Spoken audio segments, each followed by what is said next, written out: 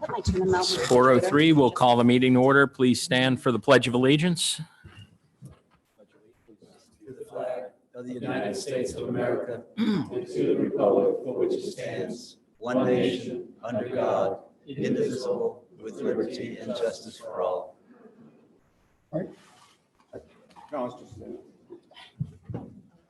Do we have any additions, deletions, or substitutions to the agenda? None that I No, know. sir. All right. There being none, I'm going to recognize Tom Bradford, and we'll start our 2020 goal planning workshop. Thank you, Mayor. Good evening, everyone, and welcome to the members of the public and others listening in tonight. This is the mayor, as the mayor said, the 2020-2021 goal setting session for Juneau Beach.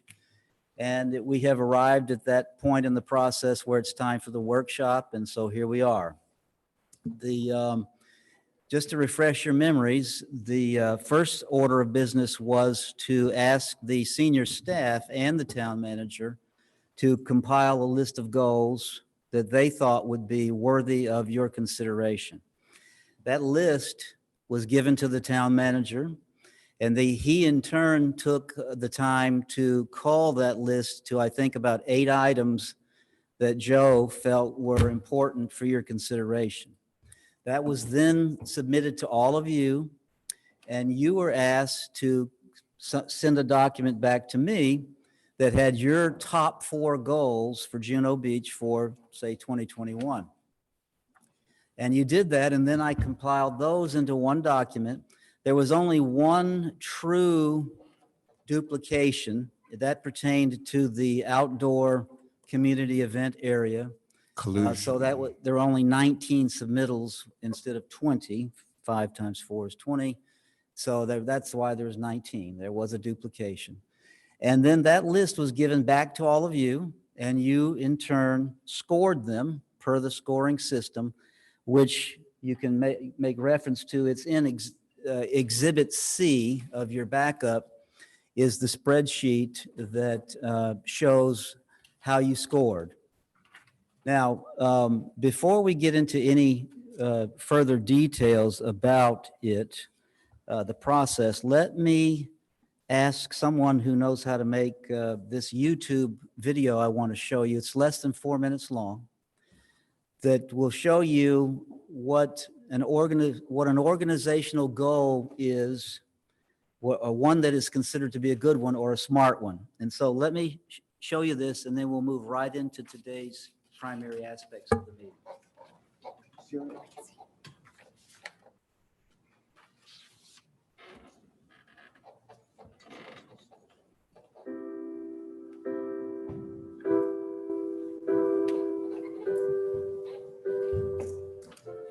If you want to succeed, you need to set goals.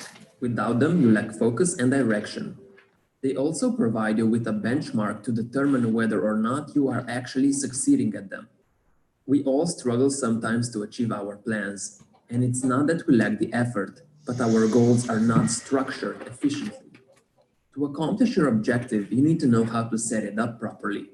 You can't simply say, "I wish I could make more money," and expect it to happen. A goal without a plan is just a wish. It is also important to recognize that not all objectives are created equal. So today I'll explain the SMART method of goal setting and how it will amplify your chances of actually succeeding. Let's get started. S stands for specific. We all have plenty of dreams and goals, but most of them are all generalized and vague, so we don't really know how to achieve them. Your goal must be clear and well-defined. You can only get to where you want by defining precisely how you will get there. For example, let's take a look at this generalized wish. I want to be healthier, or I want to have a better body.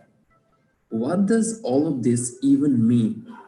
It's super vague and not specific enough. A better example would be, I'll replace drinking soda with water. I'll also be going to the gym 3 times a week for 45 minutes. You could be even more specific. 3 times per week could mean every Monday, Wednesday, and Friday. Every time at 3 p.m. Make it as specific as possible so you know what exactly you're going to be focusing on. M stands for measurable. Tracking the progress of your goal is an important part of keeping you motivated. It allows you to set milestones that you can celebrate when you achieve them and reevaluate when you don't. If your goal is simply defined as lose weight, how will you know when you have been successful? You need to define exactly how much weight you want to lose. A much better goal would be, I want to lose 10 pounds. This way you have something to aim for and you can even set smaller milestones along the way. Basically, you break that big objective into other smaller objectives. So if you think that 10 pounds is too much, you should break it down into manageable pieces. First, aim for 3 pounds, then another 3, all the way up to 10. It's the progress that keeps us motivated, so if you don't have a way to measure it, you will fail with your ambition. A stands for attainable. Make sure that it's possible to achieve the dreams you set for yourself. Far too many people fall into the trap of setting impossible goals. While they may push you forward for a while, you will almost certainly end up giving up on them. Instead of being impossible, your goals should be challenging yet achievable. There's nothing wrong with shooting for the stars, as you might end up at the moon. However, unless you want to burn out, it's much more efficient to take small steps. For example, making $1 million by the end of the month is impossible if you can't even pay your bills. A much more attainable goal would be making extra $100 by the end of the month.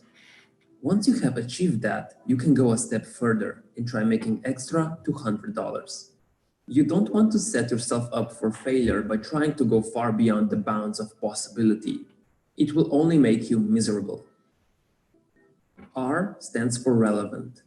Your plans should be relevant to the direction you want your life and career to take. A common issue we face is having too many goals at the same time or pursuing the wrong goals. Unless your plan is relevant to your overall life plan, achieving it may not accomplish anything. So if you look at my example, I wanted to learn French because I loved the way it sounded. However, I realized that learning the language would be completely useless for me. I barely know anyone that speaks French and I don't really need to use it anywhere. So I stopped learning it as it was taking too much of my time while I was getting nothing out of it. Becoming fluent in French would be nice, but it is currently not relevant to my overall life plan. So ask yourself why you want to achieve your goal before you commit to it. T stands for time-bound. This is one of the most important factors. Your plans must have a deadline. If you don't set a time limit, you have basically unlimited time to achieve your goals. When you are working on a deadline, your sense of urgency increases and you're more likely to achieve your goal. Think of your time in school. You had a whole month to write an essay, and yet it was done in the last 2 days. It's because the deadline was right around the corner, so you had no choice but to do it. So whenever you set a goal, keep a time limit in mind as it will push you to actually work on it. Now you know how to set SMART goals. But there's one last thing. Most people think that goal setting is a one-time event. Like you set your goals once and you're done. However, it's actually an ongoing process. It never ends. Your plans will need evaluation and revision, so it's important to stay flexible. Thanks for watching. Do you have any dreams or goals that you're currently working on? I, for example, have a goal to run a marathon in the next 6 months. So let me know what you're working towards in the comments below. Together we'll become better than yesterday. Somebody know how to turn this thing off? Okay. Thank you. Actually, that wasn't the one I wanted you to see, but it was the right subject. The one I had was less than 4 minutes. But as you can see, SMART goals really should be the goal of this body. What you saw was focused mainly on an individual and his or her goals, but the same is true for an organization. SMART means, specific, measurable, attainable, what else? Relevant and time-bound. And the relevant aspect means that relates to the fact that this is an ongoing thing. It should never stop. The town of Juno Beach will always have goals, and they will always, whatever they may be, de jure, will always be sought and worked to achieve. One last thing before we dive into the other stuff is that I just wanted you to be aware that I categorized the submittals that you all had. And I've always found that to be helpful to kind of think in terms of where were people thinking in terms of organizational structure or organizational problems or citizen complaints, whatever the case may have been. I try to categorize it. And what I found was I created 5 categories that your comments fell in. They were activate, proactive planning efforts, facilitation of citizen engagement, enhancement of two-way public communications, operational efficiency and effectiveness improvements, and miscellaneous. There was one item that was just didn't fit in any category. So what I'd like to do, if you have them with you or if you remember them, I'd like to go down the line, if the mayor is okay with this, and have you explain why you thought your 4 items were important. If you don't care to do that, could you at least elaborate on why you thought one item was number 1? And is that okay to do now, Mayor? Sure. Tom, we're going to take your lead on this. Okay, all right. So let's go to my far left with Dr. Katz and ask him to comment on his goals that he submitted, and then we'll move down the line up here to the mayor after you're done. Thank you, Mr. Bradford. First, to commend you on the process to date, because I think it's been outstanding. And I think we've reached a point where we can organize from top down rather than from bottom up, and that's an achievement. I listed a review of our regulatory policy for short-term vacation rental as my #1 priority. The reason why I put it as my #1 priority is because I believe we have a commitment to complete old business before we go on to grand new business. And when I reviewed this most recently, when it came up at the town council meetings in October and November, while we voted on a very narrow component of this to eliminate the landline restriction, there was a lot of conversation about revisiting certain areas of that. And in fact, 4 members of the town council gave consent that we would revisit it. The town manager indicated we would be revisiting it tonight. In fact, we're not really revisiting it tonight. What we are trying to do is to establish it as a #1 priority for the town. Frankly, considering that Mr. Fahey was very strongly in favor of changing our schema for the regulation, I'm surprised it didn't make your top 4, but I know you're in support of it. Peggy was in support of it. Jason, you were in support of reviewing it. I don't think you were in support necessarily of the specifics that we were talking about, which was primarily the amount of the fee. It was also the formula for determining the fee. I believe that we have overregulated the industry, which has been punished by being forced to close down during its busiest season, like automobile insurers. We might make considerations, but given that everyone except Mr. Fahey, it was Mr. Lyons who was silent on the subject, and maybe he's got an input comment, I would vote that this is a priority, that we finish what we started and haven't done particularly perfectly. Would you like to comment on any of the other goals that you submitted? Absolutely, but my recommendation, and you're the moderator, Okay. but my recommendation is that we each defend our #1 goal, and then if we'd like, we can run down again and again if that's your preference. Yeah, that makes sense, because that's the biggest one and the one we should focus on first. So with that, were there any questions for Dr. Katz? Being none, we'll move to this end of the dais now. And Mayor Hasselcorn, could you elaborate on #1, please? Thanks, Tom. My number one, and also consideration of these issues began before the COVID issues. But my number one was to enhance the town center backyard community events area. I think in keeping with the vision statement and the mission statement for the town of Juno Beach, it's always been there's a strong emphasis on community events and community get-togethers, and the opportunity with an aging population to take away anything that would or add anything that would enhance to the ability to have those events and have a gathering place that wasn't going to, I keep looking out there at it, but it's whether it's the slope or the uneven ground, things like that we could do to just enhance both from an appearance standpoint and also from a usability standpoint. And I know we've covered a lot of that in the last, we had an opportunity as an agenda item at the last council meeting to address quite a bit of it. And I think we, in response to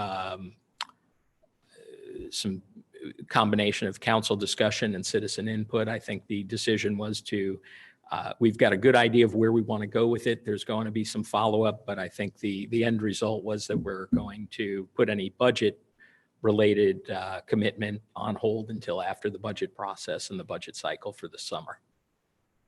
And we'll take it back up in the fall.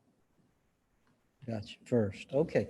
Any questions for the mayor relative to his number one? Yeah, I do. Does anyone else wish to speak first? Dr. Katz, you have the floor. Yeah, I was just surprised that you'd spend a number one draft pick on specifically the construction project of a $240,000 project. I think there are other priorities in town. In fact, if we incorporate this item, instead of making it a completely separate item, but incorporate it into the whole comprehensive consideration of the lake itself, the health of the lake, the surrounding park area that we've inherited, and I feel that we have a commitment to maximize and maintain and beautify. And then if we're going to put a jewel in the signet ring, and do the project, I think that's great. My own sense is that I like what we've done so far. We've committed 5,000. We've got a design. Let's do what we did with the community, with the community room. Put it up, show it to the public, let them see it and comment. Give it to P&Z, let them see it and comment. And after the budget process is over, that's when I would recommend that we give full consideration to this project. Yeah, I think we decided that as a council at the last, or much of that at the council, from a council discussion at the last meeting. As far as what I spent my number one draft pick on, I think that's important. That we get the most members of the community. We don't have a high level of attendance at council meetings, or it's things like July 4th. It's things like the picnic. It's Christmas by the lake. I think those are hallmarks of our town, and making that more accessible, more usable, more friendly to the residents, I think is very important. So that's why I used my number one draft pick on it. Any other questions? Okay. I do have a question. Is it more important than the care and maintenance of the lake and the other elements of the lake itself? If you had to prioritize the surrounding features and maintaining them well, or building a new landscape project, which would you make as your priority? Well, I don't. Before you answer, let me just say this. What Dr. Katz is alluding to is the number one goal on paper tonight is a 3-part Pelican Lake item that deals with 3 things. One is the outdoor, a successful outcome of the outdoor community events area, which is a capital project. 2 is an upgrade in the level of service for the infrastructure around the edges of the lake. And the 3rd of the comprehensive items is to manage the lake in a more these are my words, a more environmentally friendly manner. So I think that's what he was alluding to. And I'm sorry I interrupted, but please, I wanted everyone to make sure that was on the table. I think I'm not suggesting that the lake is not a priority item for discussion. I think we spent plenty of time on it at the last council meeting. I think we've come up with some decisions already that are headed in the right direction.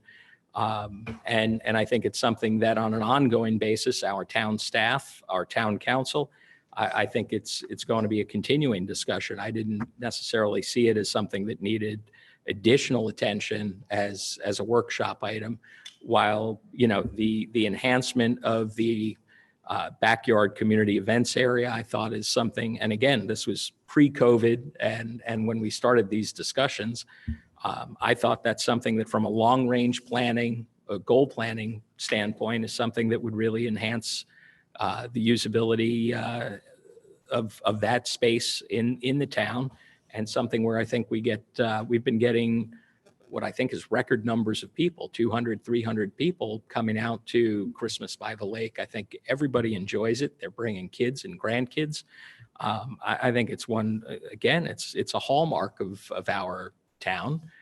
And I think anything we can do to try and improve that, make it more accessible, make it more enjoyable.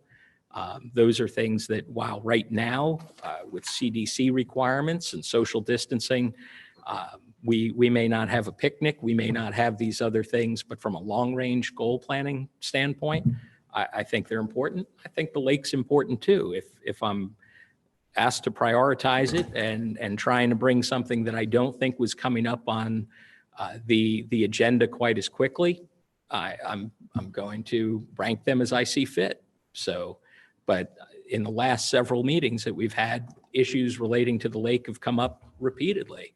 And, you know, I think we've given it a lot of attention and will continue to give it a lot of attention. So where I see it in terms of the priority, you know, I do think they go together to some degree. And then there's some aspects of it where they don't. So I think it depends on where the discussion leads. And that's part of what I enjoy about the goal planning workshop. So.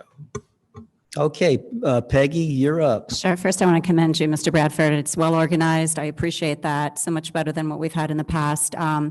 It was nice to be able to call you and discuss any of the issues, and I appreciate that also. I don't think we should concentrate as much as standing our ground on a particular number, at least on number one, because that's already in there. So that was number one for me, and I appreciate Jim and Stuart for numbering that as number one also. I think that, and we did have the discussion at the last meeting about the improving in the ongoing management of Pelican Lake. So we did discuss that a little bit. We wanting to work with staff and the ecology group towards environmental stewardship with professionals, and I think we've accomplished that a little bit. I think feeling acknowledged by that group, feeling acknowledged and having that sound management approach is really important. I wanted to include the outdoor community event because it's all part of what we see back there. It's all part of not only, you know, the green space that we want to, that some of the council members wanted to create there, but it has to do with the lake. So I think putting that in there was important to me. We're looking at spending, you know, possibly $250,000 on something. And at the last meeting, I heard a lot about green space, and that's fine, but we have a lot of money going into this, and I think that the tiered seating is going to be a detriment to our residents in the end. I think we need to take another look at that. And so whether it comes within number one for us, we also have that as a tie. We'll be able to talk about that tonight. So I think it's going to be discussed anyway. So I think, you know, we can kind of move on and with the understanding that we will be discussing it. So those are the reasons that I put it on. Any questions for Peggy? None? Okay. Let's go now to Vice Mayor Lyons. Mr. Lyons, your number one item was you'd like that Juno Beach future annexation map changed from Juno Road to Pleasant Drive. Yeah. My number one is something we've never discussed, and I think it's important for the long term for Juno Beach. And the reason I want the council regarding the annexation map to consider reducing the annexation map from Juno Road to Pleasant Drive. And what makes Juno Beach outstanding from other communities, is the character and vibe of Juno Beach. We're a small, quaint, residential seaside community. We emphasize community involvement, cultural activities, and natural beauty.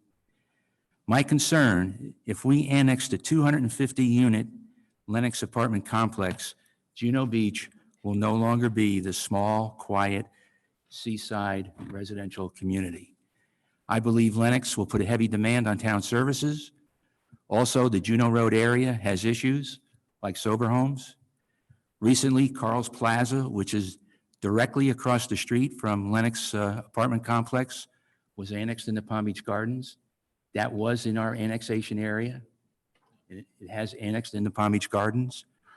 Regarding our annexation map from Juno Road to Pleasant Drive, it'll square off our southern border. It would include Captain's Key, which is directly east of Pleasant Drive. So I think the annexation to Juno Road would definitely make a big difference in Juno Beach. We're not going to be the small, quaint, seaside residential community. I think the whole character and vibe of the town will definitely change. So I wanted to throw it out there because I've never had the opportunity to find out what other council members feel about this. Maybe I'm way out of bounds. Maybe you agree with me. I hope you do. That's it for me, Mr. Bradford. Yes, sir. Tom, May I, yes, can I ask Joe? a question? If I hear something, can I clarify things? Sure. Okay. Well, Sorry, thank you. Just so you know, Jim, I want to clarify my recollection of the annexation. Clarles was never in our future annexation area. It was, we went to only to Seminole. We don't go to Captain's Key. So that's the border right there. On the east side of US 1, we only go to Seminole Landings. That's the furthest south we go. But you're correct, we go to Juno Road on the west side of US 1. Okay, well, the west side would include Lenox. Correct. And would include. Yes, your point's well taken, but I just want, you did make a comment that Carl's was in our future annexation. It was, in my recollection, was never in our. Well, Captain's Key is in our future annexation. No, it's not. It's not. No, it's not. Only Seminole. Is that? I thought Captain's Key was. I've got it here if anybody needs it. Thank you. I don't think Captain's Key is. See, those files come in handy. Yeah. Oh, this is the zoning map. You have the annexation. Oh, I have The back of it. Ah, But I think your Too point much is on the, documentation. on the other side of US 1, correct? Peggy, you're too prepared. So Joe was just clarifying east side of US 1, and none But of not- that not affects Carl's what Jim Plaza. said on the west side. Is Captain's So Key we're in our both- annexation? Yes. It is. Okay. But not Carl's Plaza. So- Ken's at Captain's So Key. that would square us off at Captain's Key Yeah. and Pleasant Drive. Thank you. That's why we put that in there. That's why you've got Okay, me on staff. Dr. Katz has a question. Yeah, I do have a question. As far as the west side of US 1 is concerned, we can't get to Lenox Hill Plaza, the new 250-unit structure, without going through Pleasant Ridge. Pleasant Ridge hasn't been very pleasant regarding annexation. Our policy has always been voluntary annexation. It would create havoc on the southern border because of the submission of the Waterford proposal. And I wouldn't touch this porcupine with a 10-foot pole until we go through the Waterford issue. And that's going to be coming up, the annexation of those lots. Well, it's not coming up till the county takes care of their I understand. role. Yeah. But And as far as flattening and securing the southern border, I think we should build a wall, and I think we should build a great wall, and we should make Palm Beach Gardens pay for it. Okay. I have a question for the town attorney. Yes, sir. What is the process if you do amend the annexation map? It's really our internal process. So that they just say, change it, and it gets changed? Yes. Okay. so is it a consensus basically of the council? I don't know how it was adopted initially. And We would send it out as a courtesy to our neighboring municipalities. Do we go to and war that or we're- something? I mean, That we're really? amending it. Years ago, and they're still out there, there were annexation, different municipalities had the same areas in their future annexation maps. And when Karen Marcus was the District 1 Commissioner, she tried to resolve them all, although they did not That's get correct. resolved. But each municipality adopted its own future annexation area. Right. So like Captain's Key, I think Gardens also had, and maybe even some, I don't know, Gardens is pretty, It might be useful to ask for Predatory. a single map that puts all the annexation concepts of each town on a single map and then see where these little overlap pockets are. I'd love to see that map. I think I have them. I can give them to you. So I thought, my recollection was a lot of communities had their future annexation maps somehow in their Their comp plan. And I don't know if ours is or is not. It could be.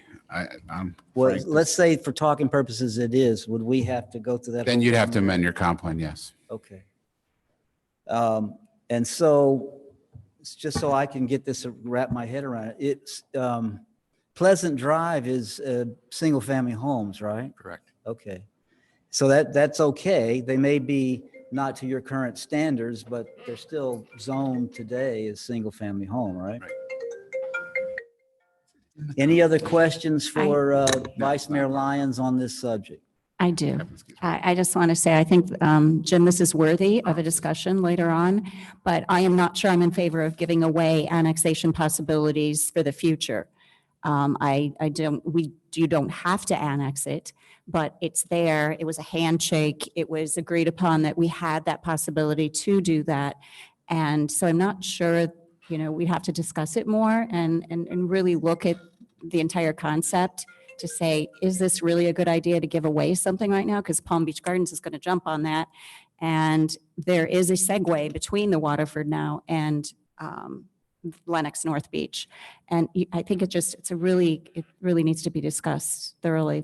Yeah. Well, is the way to handle it to just make it an agenda item for some time in the future?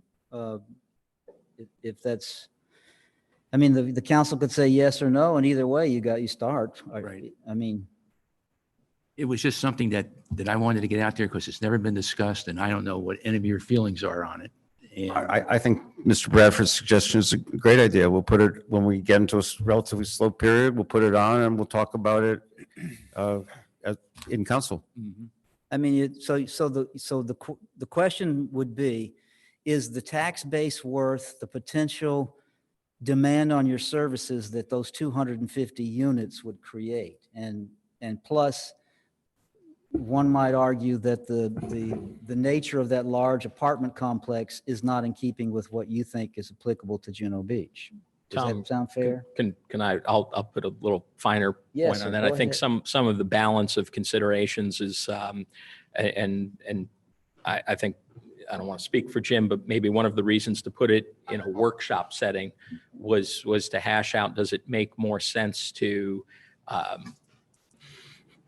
guess the argument for wanting to annex in, if it were possible, that Lenox development would be to maintain some semblance of control over that location and that area in order to maintain it from both, aesthetically and otherwise, and from as far as town resources and have law enforcement, things like that, anything that could otherwise impact other areas in the Right. town.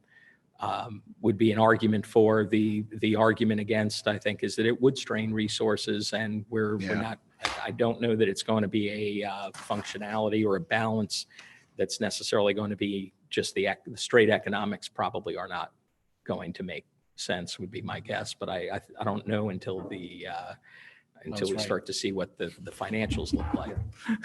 And has it been approved by Palm Beach County in total? I mean, they've gone through site. It's okay, going up. Got it. As we so speak. it's under construction right now. Yeah. Okay. Did- Oh, yes, sir. Go ahead. Did Frank give you a copy of the comp plan? I mean, is it in the comp plan? Oh, no, I asked, Frank says it's not, is it part of the comp plan or not? No, It's not. It's not part of the comp It's plan. not part of the. So I didn't comp think plan. ours was. I believe. Some do have it in their comp plan. So it may be very easy to do. Should it be? Pardon? I don't think it needs to be, but Jim, is it your feeling that you'd like to wait until after the Waterford is, there's a decision on that? I know you said That's that fine. earlier, before we put it on as an agenda item? That's fine. Yeah, there's no urgency to this at all. Yeah. So what I'm going to put in my notes is that should be an agenda item post Waterford. Right. Okay, Mr. Fahey, you are up now. And your number one item was, let me find your name, prepare a master plan of improvements for grounds, facilities, and buildings for a 5-year CIP, which is Capital Improvement Program Inclusion. Yeah, what I thought is we had to do something comprehensive out there. Rather than taking piecemeal the Pelican Lake, or taking piecemeal the maintenance, or taking piecemeal what we're going to do with seeding out there. I think we need a broad plan to look at it because it's probably the hottest item we have on the agenda here, and it would be great to be able to deal with it in a more comprehensive way than just. Yes. Excuse me, my daughter won't give up. So, okay, go ahead. Let me ask staff a question on this. So staff does have a capital improvement program. Would it be wise, or is there any, maybe rephrase this, would it be a problem if improvements for grounds and facilities and buildings, as long as they were a capital item, whatever your dollar threshold is, to be added to that document? It's in there already, right? We have a document we review it every year during the budget process. And the Pelican Lake is not on there because we never had it on there, right? Correct. It's in the surtax, and The project, yeah, okay. we've been talking about combining both because into one document, and that's what we've been researching just recently. What about the ongoing level of service for the maintenance? Is that something that could rise to the level of a CIP? No, in my opinion, no, because that's a maintenance item, not a capital expenditure item. So a maintenance item is just a regular operating that we should talk about during the budget process. Just FYI, what does one of those gazebos typically cost? Ballpark, 100,000. 100,000? Yes. And then that Water is 100,000. Yeah, so right? that's the one Yeah, with, the one in the water. yeah. Well, I think there's a difference between in the water and on the The land. prefab ones, anywhere from 10 to 25,000, But- but the but- ones in the water that are, But regardless, sounds like that's all could be CIP. well, I think we're And- talking two different things. Those are CIP, definitely. Yes. I thought we were talking about maintenance, which is like, we're Yeah. not talking maintenance. And I just wanted to tell you, I walked the whole thing on Sunday evening, and that fountain is really, really nice. Thank And you. it looks like Well, it's new. staff has done a lot of upgrading and cleaning and painting and so forth, which I think really makes it look very nice. Thank you. It's brand new. That found better. It's new. We're still improving, but it looks nice. Thank you. Okay. Any further questions about that item? So my question is this really a change from what we're already doing? I mean, we have a 5-year capital improvement plan. Presumably that's a rolling document, not just something that's reviewed once a year. I think maybe what we could do as an action out of this is say, maybe quarterly, we should just make that an item that we keep an eye on, so that we can see the changing sort of priorities. And I like that because I don't like being data dumped when it comes around to budget time. I would like us to say quarterly or every 6 months, just look at our capital plan as is being suggested. I think that's something we're doing, and maybe we should do a little more.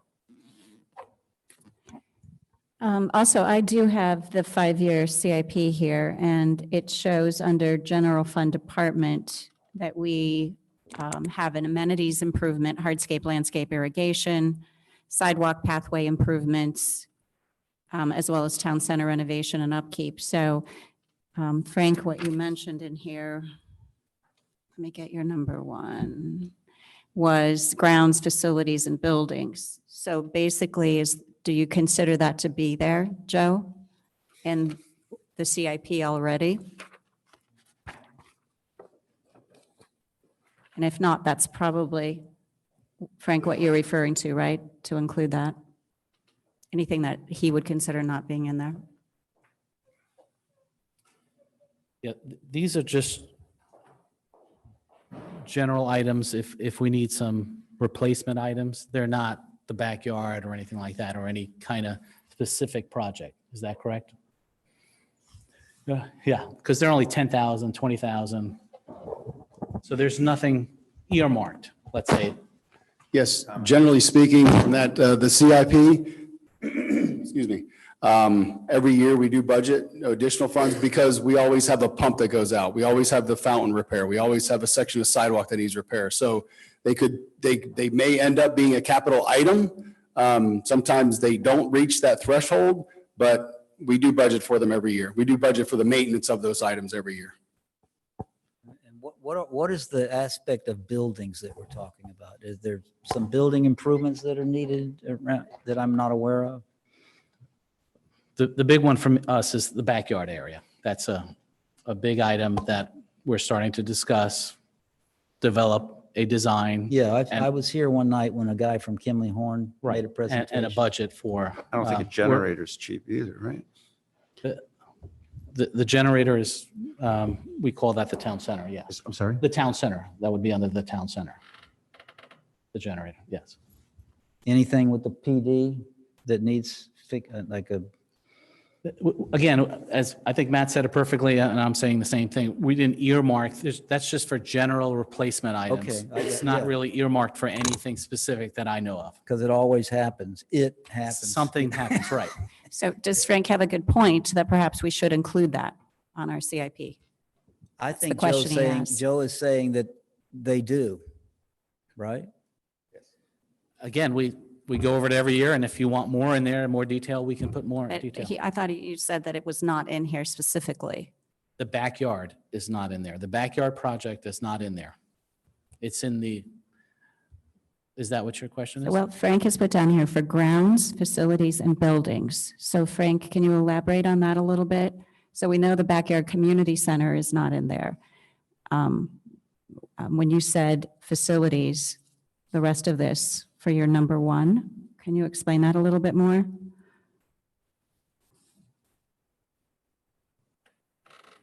I thought he was referring to what I'm calling infrastructure that surrounds the edges of the lake. I think was it's one. master. And then the other thing with buildings, I wasn't really clear, but when Joe said, I thought I heard Joe say, we put a number in for building something or other every year, but that would be different than doing this outdoor event project. Correct. But should it be in there? Should things like that, something similar to what Frank has put down as his number one, be included in the CIP? And that's what we said, we're trying to combine the surtax money with the 5-year plan. Oh, okay, I see. That's what we're trying to do. We're just starting to talk about it, Yeah. and then it would be included. Yeah, so what Joe is saying is very common in Palm Beach County for that 1 cent sales tax, because most cities have a 5-year capital program long before this 1 cent sales tax came along. Right.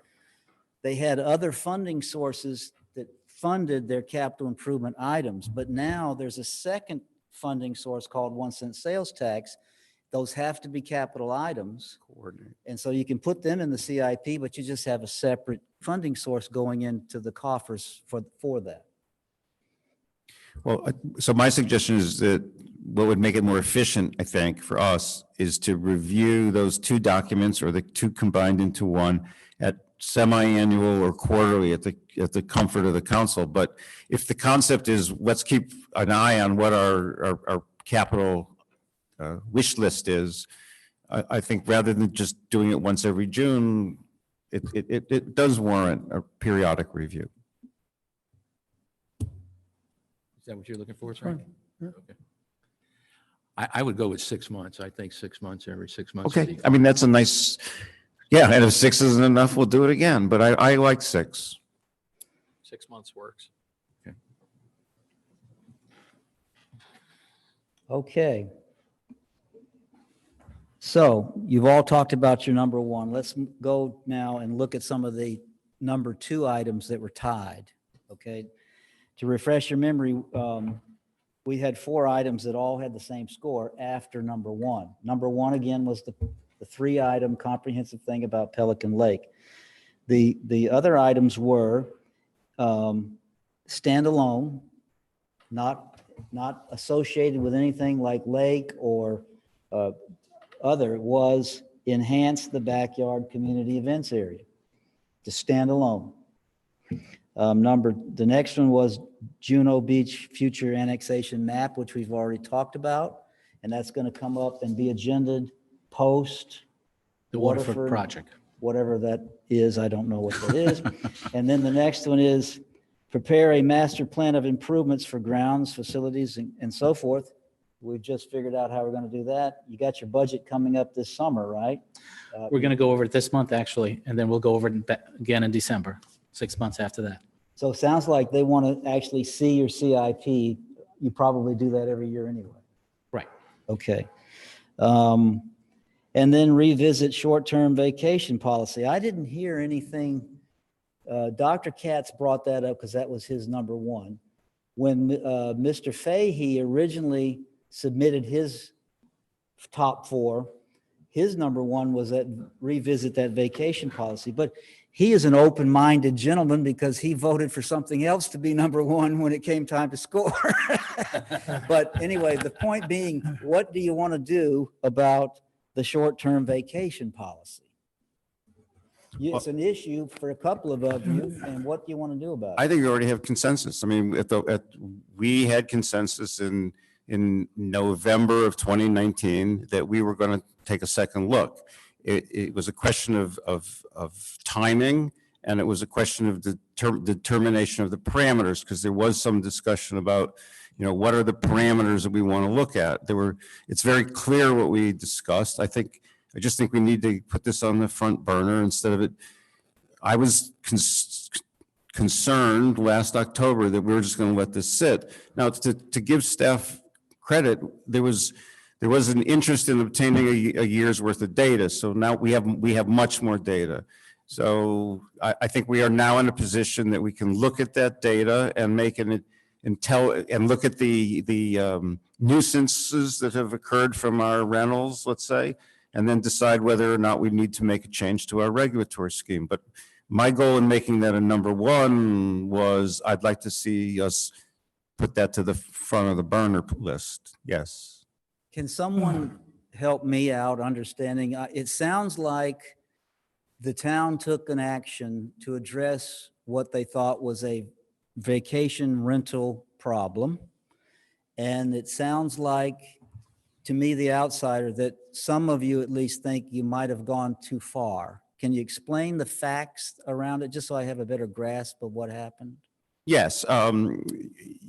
We initiated a regulatory scheme that put a $650 a unit being, unit.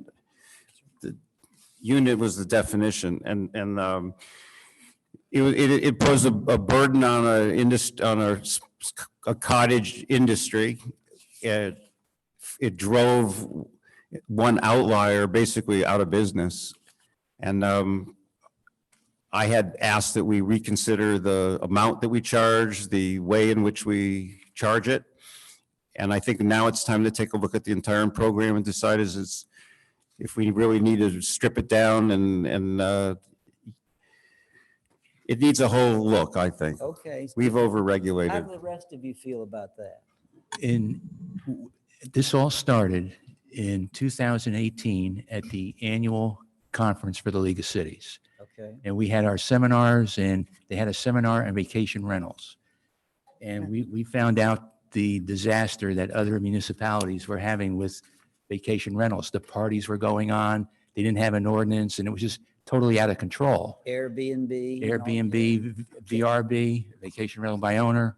And then, what we needed to know was in Juno Beach, how many do we have? Where are they? And are they safe for guests? And that was the intent of the ordinance. And we directed staff to draw up an ordinance and also to charge a fee where the town was just breaking even, where we were not making any money on the ordinance. And then we asked them to come back to us in a year to see if we could reduce it or where we were on the fee. Mhm. And we're as of the end of September, will be the end of the first year of this year. Okay. So staff should be getting back with us within a couple of months, telling us, was it too high, or can we lower it? Is it going to be higher? We don't know. I see. But that's how it started, Tom.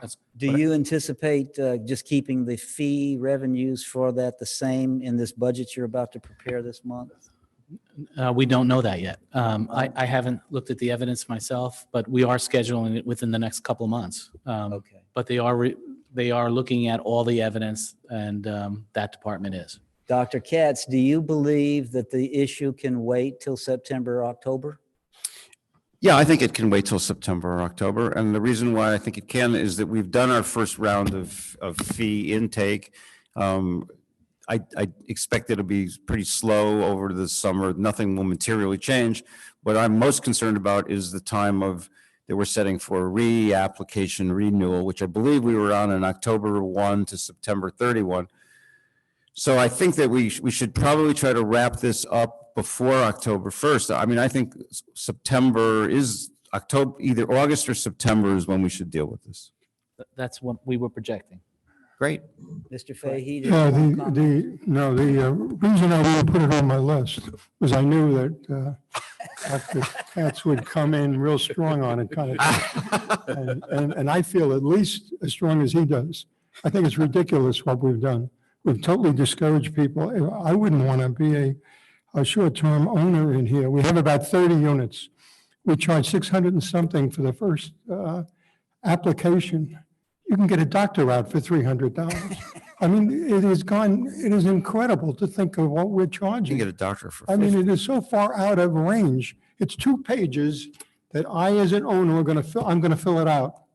I'm going to submit it to the town, and somebody in the town is going to go out and see whether these things are really right. Take 10 minutes, 20 minutes, half an hour, an hour and a half, 2 hours. For $600, that's ridiculous. Plus, there are about 7 or 8 people they have to deal with. They have to deal with us. They have to deal with the county. They have to deal with the state. They have to deal with the taxing committee. I mean, there's one thing in here I was just looking for that I couldn't find, and that is that short-term rentals are not liked by a lot of people. Because of the 30 we have, there's probably a few that always create a problem. So give it to them. I mean, make them pay really through the nose here. And I think that I feel at least as strongly as Dr. Katz that we've gone way overboard on this particular thing. The other thing is we might not have to deal with it. The county is looking at doing a county prescribed short-term rental, and that probably will happen because there's so many other little towns that are doing their own stuff and everything else like But that. yet Vice Mayor Lyons said that the mandate for staff was to charge what it costs. So I guess that'll be part of the look-see come September, August, September, to see if that number panned out to be a good representative of what it actually Yeah, costs. well, I think we're waiting to October because October is when it's going to have to be renewed. And so the whole thing was focused on what should the renewal be or something see. like that. So the Now, vote now would be- maybe if each one of our employees are making $200,000 a year, fine, this makes sense. But to me, it never made sense at all. Anyway, I think I've expressed my point of view and Yes, sir. we'll go on from But there. you're right, Tom, that's exactly correct. We put some estimates together, but now we have some actual data that we'll share with the council. Okay, Peggy? I want to make a comment on the fact that we did this originally for safety issues within neighborhoods and mainly for the houses. And I know Stuart and I know you, Frank, live in condos. So you can control the vacation rentals through the condos. It can't be controlled in neighborhoods. They can come in on a daily basis. They can come in on a weekly basis. Lou actually has a home in Hutchinson Island. I've mentioned this before. There's vacation rentals on both sides. Do you know how many people are coming in there?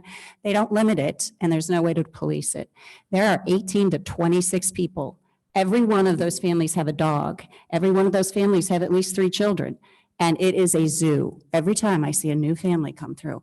So there's reasons to do this. Mainly, it was a lot of safety issues, I think, that was in there.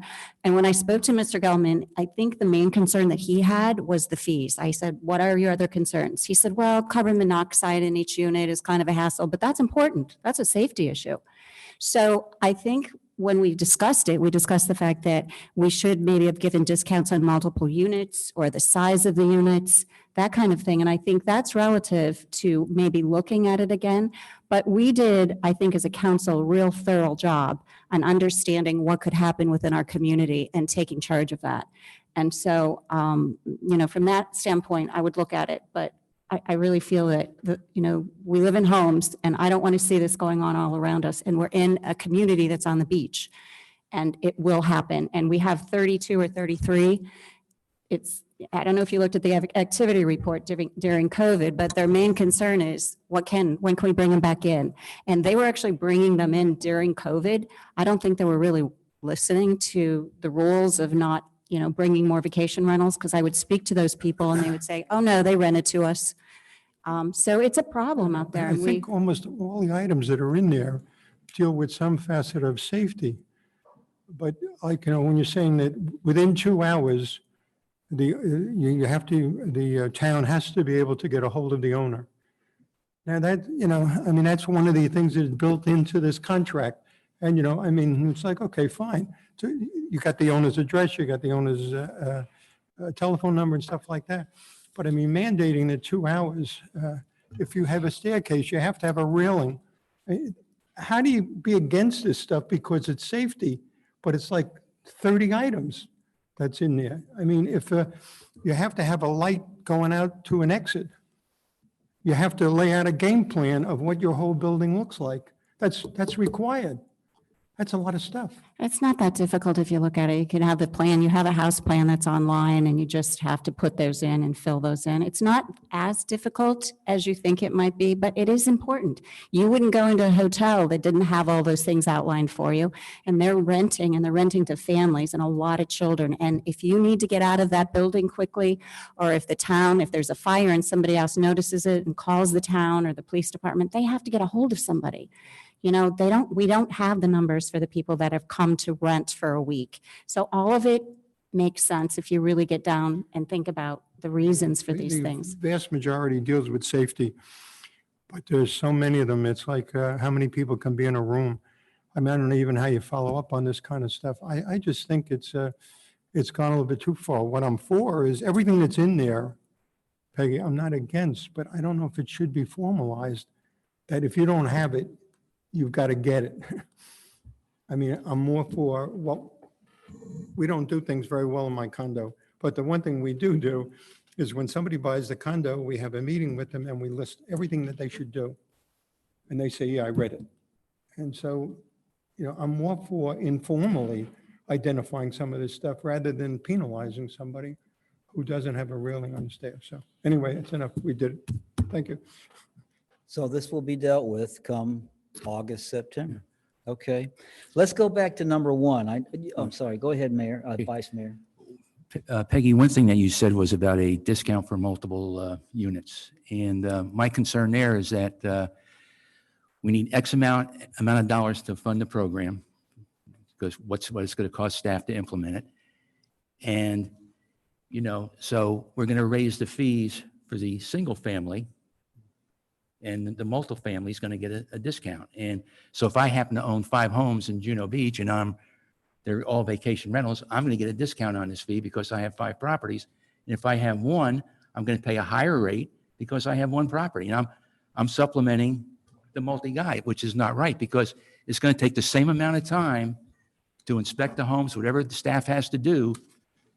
So I think it's not fair to give a multi-credit. Point taken. Well, I don't think this is where we want to talk about the weeds right now, but I will recall that when this came up on the first go-round for revision, when we decided we were only going to limit ourselves to changing the landline requirement, we did have some discussion on the not just the amount of the fee, but how we would calculate the fee. And I had suggested that a rooms-based fee rather than a unit-based fee actually made more sense. And I also had suggested a program by which we could eliminate the effect on an outlier. And I had predicted that this was going to hit particularly hard on one individual who actually represents about 10 out of the 40 total. Is that a rough estimate of where we? I think we have 29, is that correct? Well, So he's a So he's third. 10 out of the, He has 7. He reduced. oh, he's reduced? Reduced. Sorry, okay, I haven't kept up with the detail. But the point of the matter is, the point of the matter is we've driven him out of business, basically. I think we have been the last straw, and his place is up for sale. He represented one of the it's the last remnant motel of Juno Beach, which it galled me that we were attacking him specifically by formula. I mean, I don't think it was our intent to attack any one individual at all. And that's why I think that when we revise the formula, we can come up with a way that's going to distribute the load more equitably. Okay. I think we've killed that subject enough. Yeah, you did a pretty good job there. So let's go back to this. We're going to have to flush this out in order to get these things ranked and finalized. So I'm now focusing on current goal number 1, okay? Goal number 1 has 3 components to it. Some would argue that maybe it needs to be 3 items, but it has 3 components, and the creator of that item felt that it was a comprehensive approach to everything you see outside.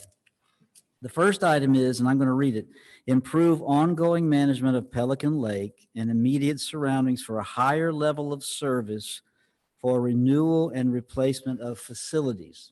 We're talking about sidewalks, bollards, benches, recycled plastic is used extensively out there. And then there's the commemorative squares that are sort of a reddish color. Some of them have faded and need to be redone to some degree. And some of the concrete around them has cracked and needs to be fixed. How do you all feel about that one? Do you feel it's needed, or that Tony and Joe have got it under control? They've stepped it up. They're going to keep it stepped up. What are your thoughts on higher level of maintenance for that which we see out there? I we just think, addressed yeah, we this. just addressed that. So this came before, I think number 1 was actually submitted before we addressed it at the last council meeting. So a lot of these things have been covered. I would, there is something else I would like to address, and Joe, and I don't know if you're prepared to do this, but there's a level that they give every area in town. And I think that was so wonderful for you to share with me. And it's something that I would like, I don't know if we can discuss now, and that's the level of maintenance. If we could allow Joe to talk about that. It's kind of goes hand in hand with, If Len can control himself. I know, I can't. I just can't. I got Sure. I got to move Wild back. arm movement. So repeat that, take level of service, did you say? yeah, each area in town, and I'll let Joe explain, it has a I think we Number, covered this item, alphabet. but we can bring it up again during budget time, because I have a level of service that I've developed with Tony, and we rate each parcel that we own in town from an F to an A, believe it or not. And just to give you, I'll just go down them real quick. And this is where during the budget time, you could say, well, I think that area should be a B instead of a C. And I can tell you what that roughly would cost. Is that what you're saying, correct? So an F basically is environmentally sensitive lands. That's how you got to look at it. We don't mow it. We really don't trim anything. It's very natural. Then you get to a D is like an area where you just mow. There's no irrigation. There's nothing. County parks, large county parks is a D. A C, it's a very big step up, is where you have irrigation, but you don't have anything else. You do very minor trimming of trees, and basically Pelican Lake is a C. And most houses, just so you know, are Bs and Cs. B is a big step up, which is it's fertilization, it's trimming, it's edging, it's hedge trimming. What I didn't cover in C was C, instead of Bahia grass, you use St. Augustine grass. So there's a different kind of grass when you have irrigation. So again, you hit me cold, but this is where these things are at. So B, there's fertilization, there's trimming, there's blowing, there's more frequency of maintenance. So a B is the town center. To give you an example, is Kagan Park. And then A is Disney World. So that's what you got to look at. Most properties are not A, where you have daily supervision. You're out there daily trimming, make sure everything's perfect. So it gives a visualization to everything. I'm sorry? I thought my condo building was supposed to be on the A list. I don't know. Let me go out there and I'll tell you what it is. But Old Town Hall Park really is an A minus. We're almost getting to an A. That's how much dedication we put down to, because you guys wanted it lush and nice, and so that's really an A minus. We really don't have an A in town. Does that make sense to anybody? So if during budget time, if you want to bring up Pelican Lake to a B instead of a C, I'll tell you what it costs, but it's mulch, it's extra trimming, it's fertilization, which I don't recommend around a lake, but there's things that we can talk about. And Well, go ahead, Peggy. Peggy? It's your- I would it's your love item. to see council discuss that a little bit, because I'd like to see it brought up to a B. Maybe not from the fertilizer standpoint, but from edging. Edging does so much for properties and the trimming. I think it would be a really nice thing to do. It is our gem of our town.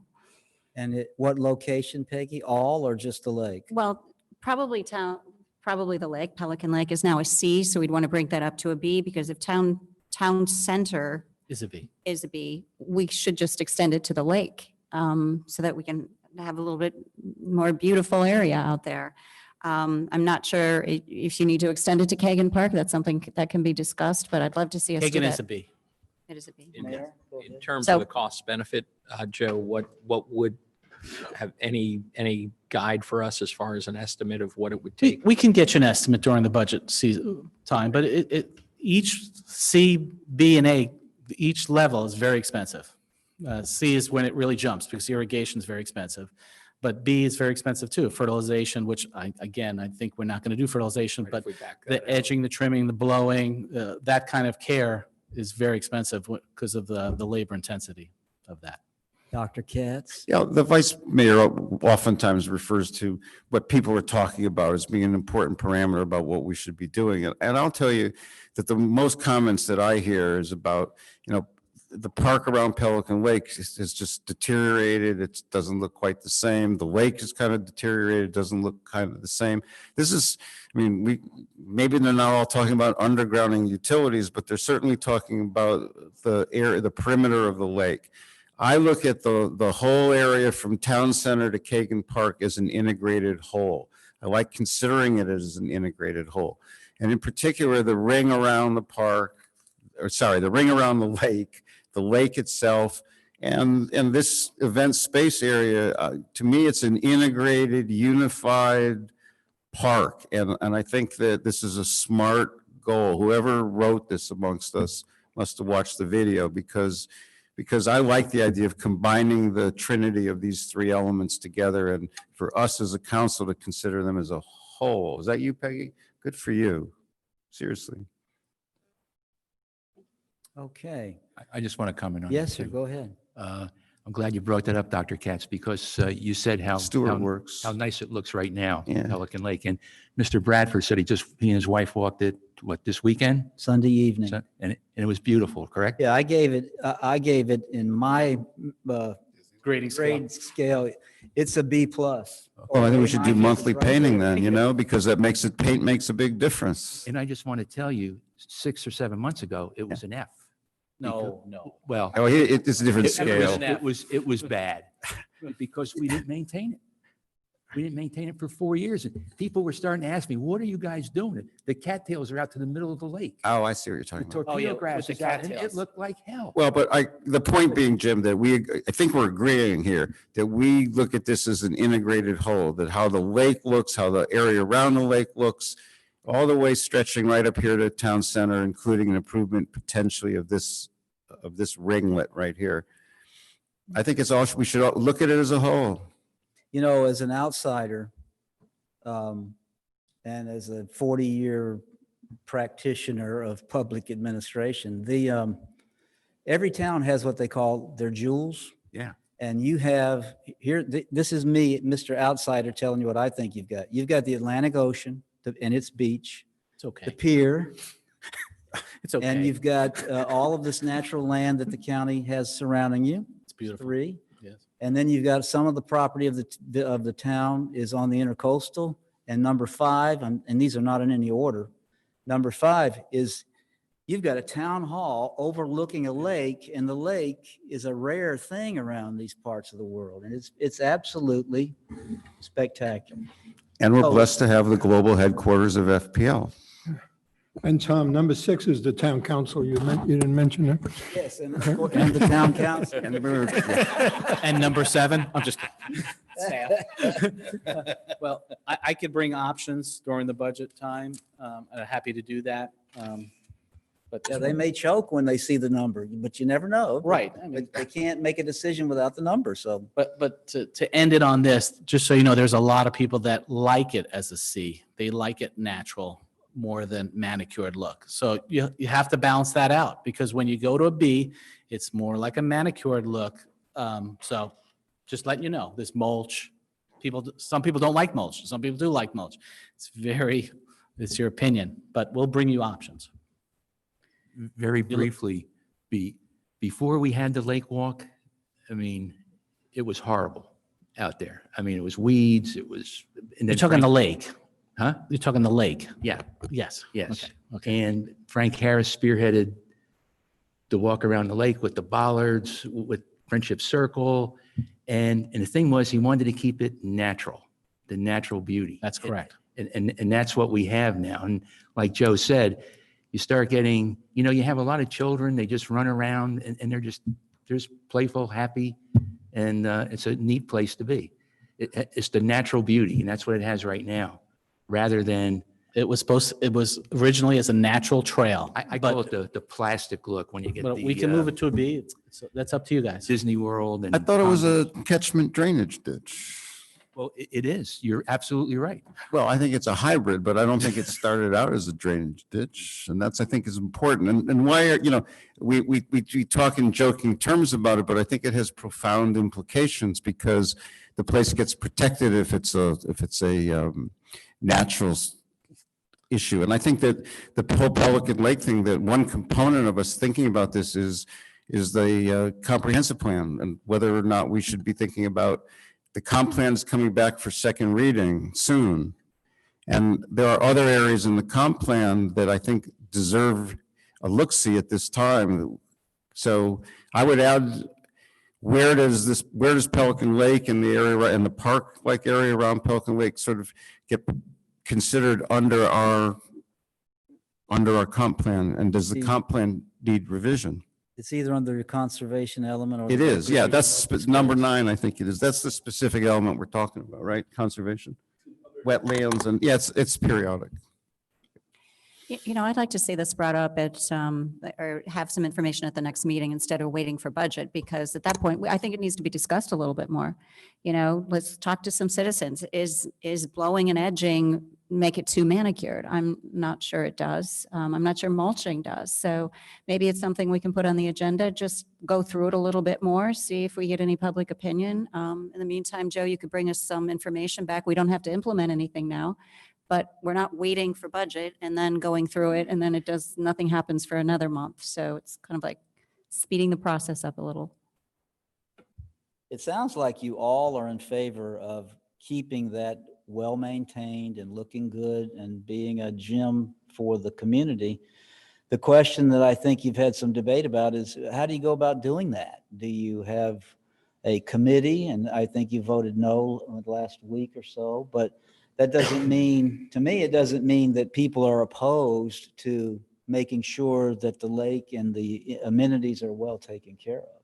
I think the goal was well articulated by the staff. I don't remember the exact wording, but again, I think it sounded like a smart, yeah, let's give credit where credit is due. I think Joe wrote that, and it was you don't have it, no one has it right here, do you?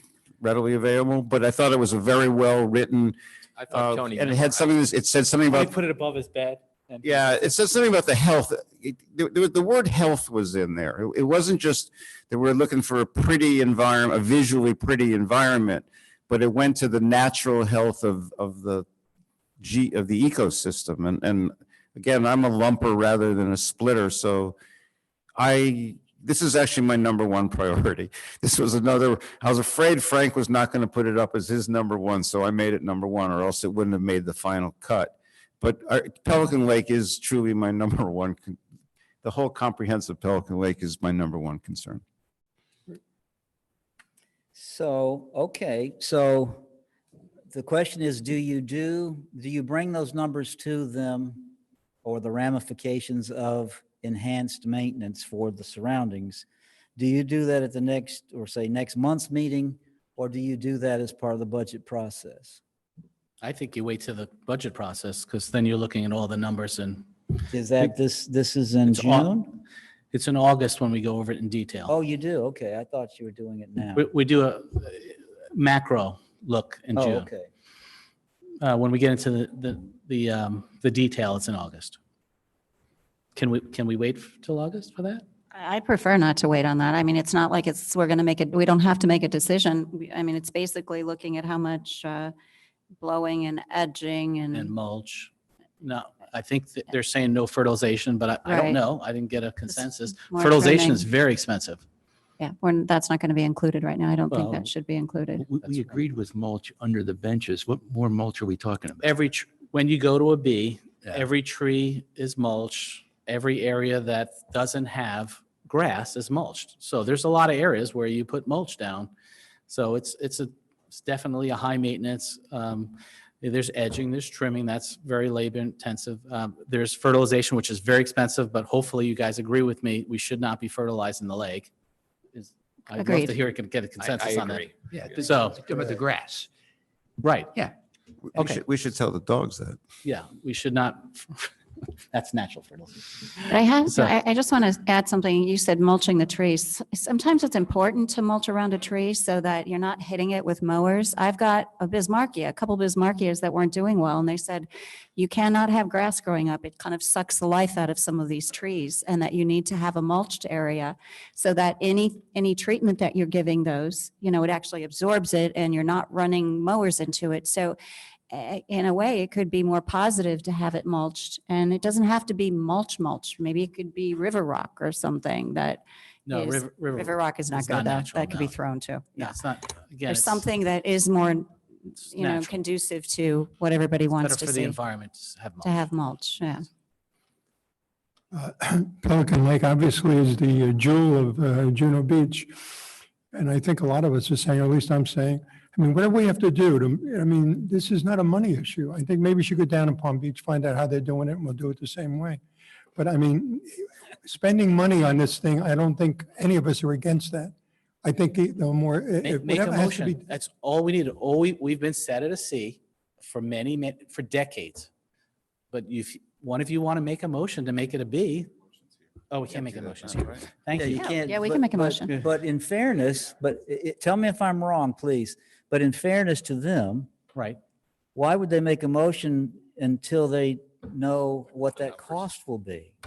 Exactly. That's why I said, let me do some research. I don't know if I can get it in 3 weeks. We might have to talk to subcontractors to look at how much the cost would be. Are we going to do it? Our crew doesn't really edge and trim. We sub that out. The B is really subbed out, correct? Little bit of, a very, very limited. So again, I'd have to do a little bit of research to get your real numbers. So I'll ask for a consensus to see if Joe can work towards that goal. And if he can do it by the June meeting, that would be great. To look at not fertilization, but trimming, blowing, edging, and mulching on some of the trees. And if you could break that down also, and if I could have a consensus from council to You said no fertilization. no correct? fertilization, okay. right? I Everybody. support Peggy. I'm in agreement. I'm there. We will work on it. So that's a consensus. We will right? work on it. You good with that, Joe? Yes, sir. I just want to make sure. Okay, so let's move on to the next of the three. It's it may be a sore subject, for implementation of state-of-the-art environmental stewardship protocols for the lake proper.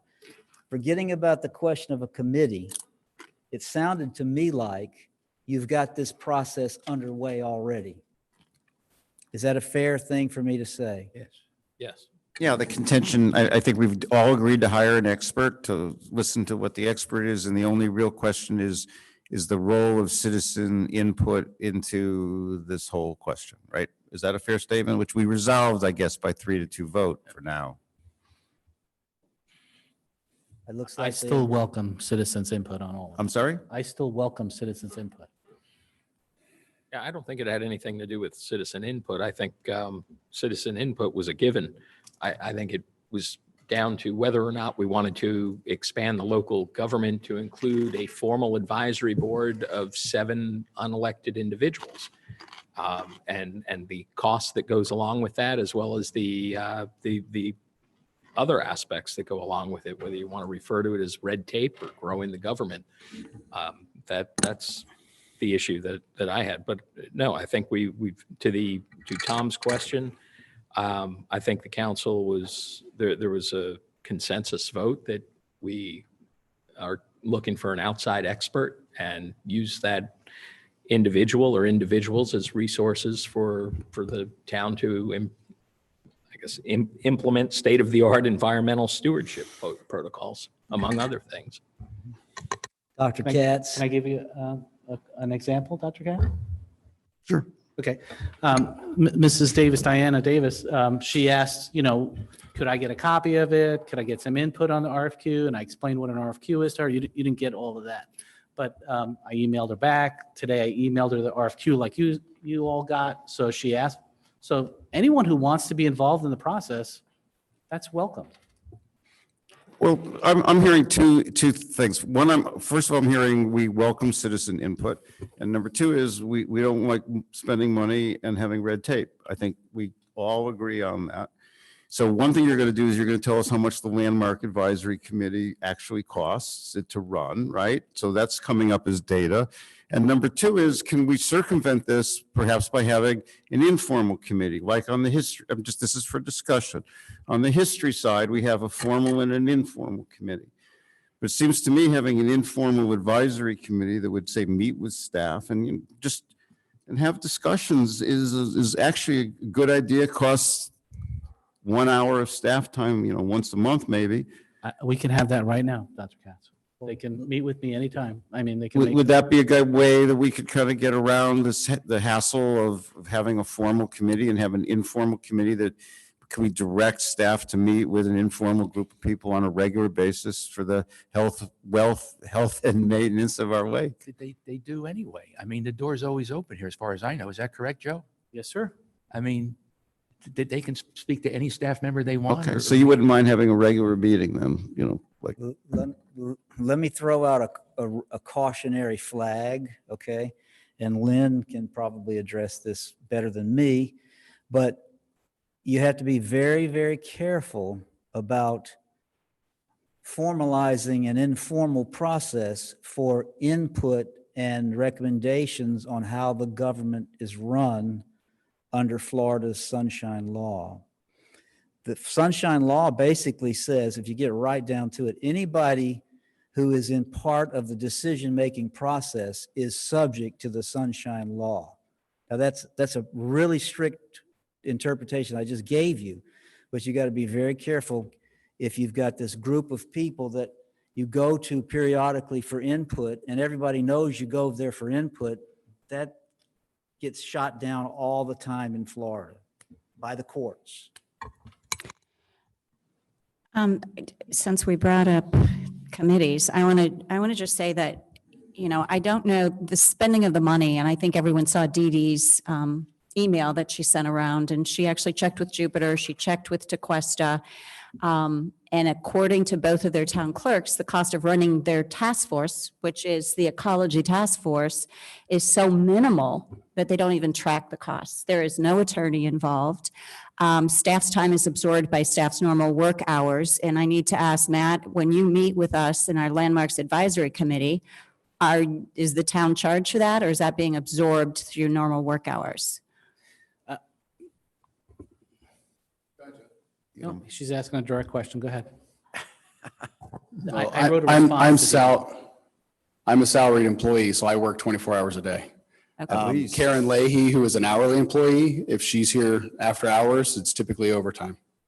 Okay, so do we adjust her hours at all if she is going Did to you- work later? Did you see my I didn't response? see the response, Yeah, sorry. I wrote Dee Dee a response, and I can read it to you if you'd like. Would you Yeah, like that's- that? Okay. that's fine. Hi, Dee Dee. I can see my comments from Wednesday night's meeting and responses you received from the municipal clerks, not the finance departments, can be confusing. I will attempt to clarify my comments. As I first stated in my comments on Wednesday night, I'm not trying to persuade the town council to vote for or against the formation of an advisory committee. It's my job to inform the town council on any matter that either needs further clarification or falls under my fiduciary responsibility. I believe my comments met both criteria. To further explain my $10,000 cost per year, I offer the following. Staff time. Staff time is an actual cost to any organization. If staff is performing these tasks, it is taking productivity away from other tasks.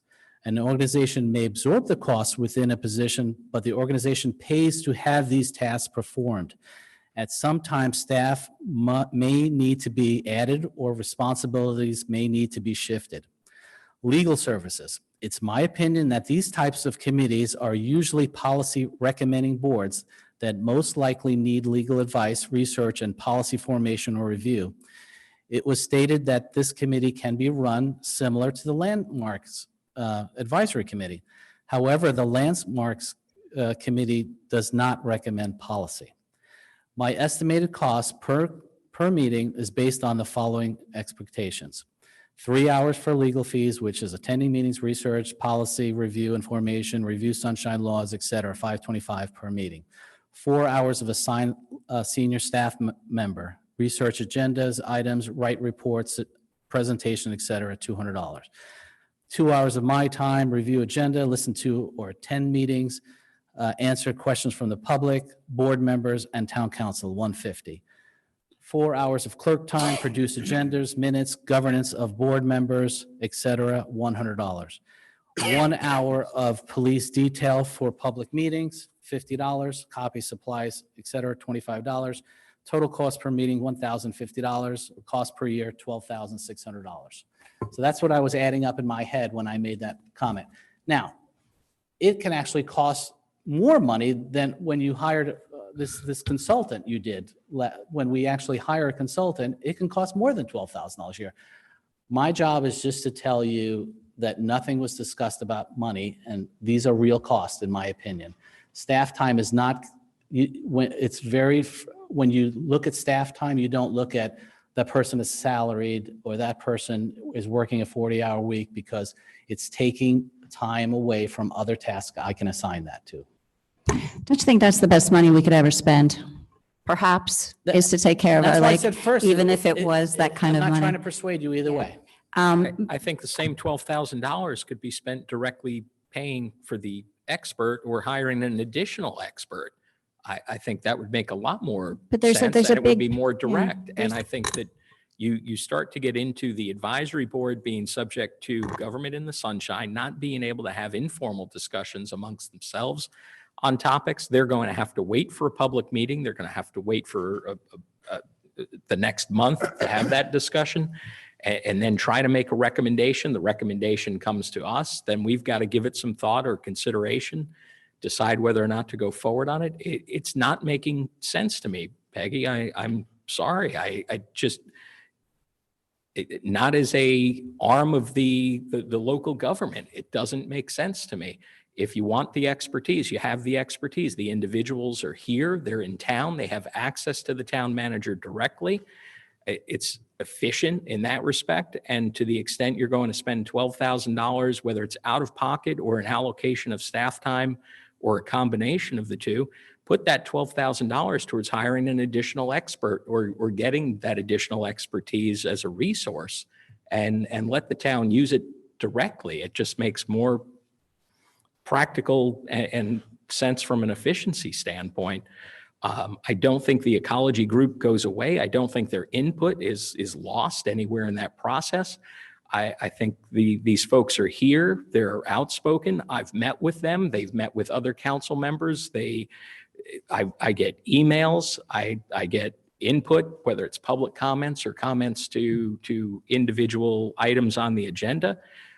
They're not going anywhere. They've got opinions. Not all of them agree internally within their group. If they want to appoint a spokesperson and handle it differently, that's up to them. If they want a divergence of opinions and they all want to speak out, I don't think we've ever done anything but welcome public input, but I don't think they need to be an arm of our local government. And I'm certainly not at an expense going that to could be better used. answer a few of those. I think that I have talked a lot to this committee, and I think there is a difference between an understanding, and some people might be out of touch, and I say council members, of what's actually happening and the feeling that they're spinning around in a circle, going to staff and not really getting where they need to be, and then coming to council. A town committee is an important part of a town's fiber with residents. It really is. It makes them feel like they have a say in our community. It's recognizing them. It's so important. Every other town, Tequesta, Jupiter has done this. These citizens, our citizens are passionate about this town, and we should recognize that and appreciate it, and not say, no, we're going to do it this way, when I realize, and I think they realize, that it hasn't been working. It's not that, from a Sunshine standpoint, it doesn't stop us from making decisions. It's really not a factor. I don't really feel it's going to cost $12,000. I really feel that's a lot. I'd like to have a consensus that we actually bring in the amount of money spent on that Landmarks Advisory Committee. It's not the same kind of committee. I just said that. They're not telling people what to do. All they're doing is looking at placing signs and proofreading items. You don't need legal advice for that. When you're making policy or recommending policy and telling people what to do, you need legal advice. So let's break that down a little bit. In my opinion, This is just an advisory committee. They're not setting policy. They're not deciding. They're recommending policy, and the last thing on the Jupiter's site was a 15-page document, right, Matt? I mean, that's what you just looked at. I mean, it was. And Tom, I'm going to ask you, you have you're a part of that group in Tequesta, I think. Yeah, I'm the chair of the. I mean, how does that work in Tequesta? Can you? Well, we have 7, we have 7 members.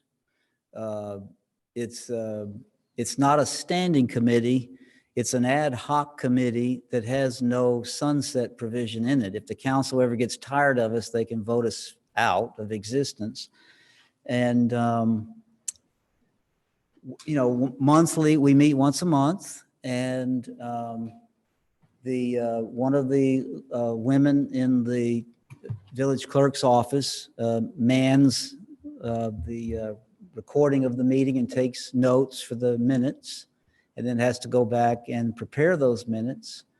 And when we first met, we had the town attorney village attorney, I should say, come and give these new members an overview of the Florida Sunshine Law and, how to live life under that realm. Burden.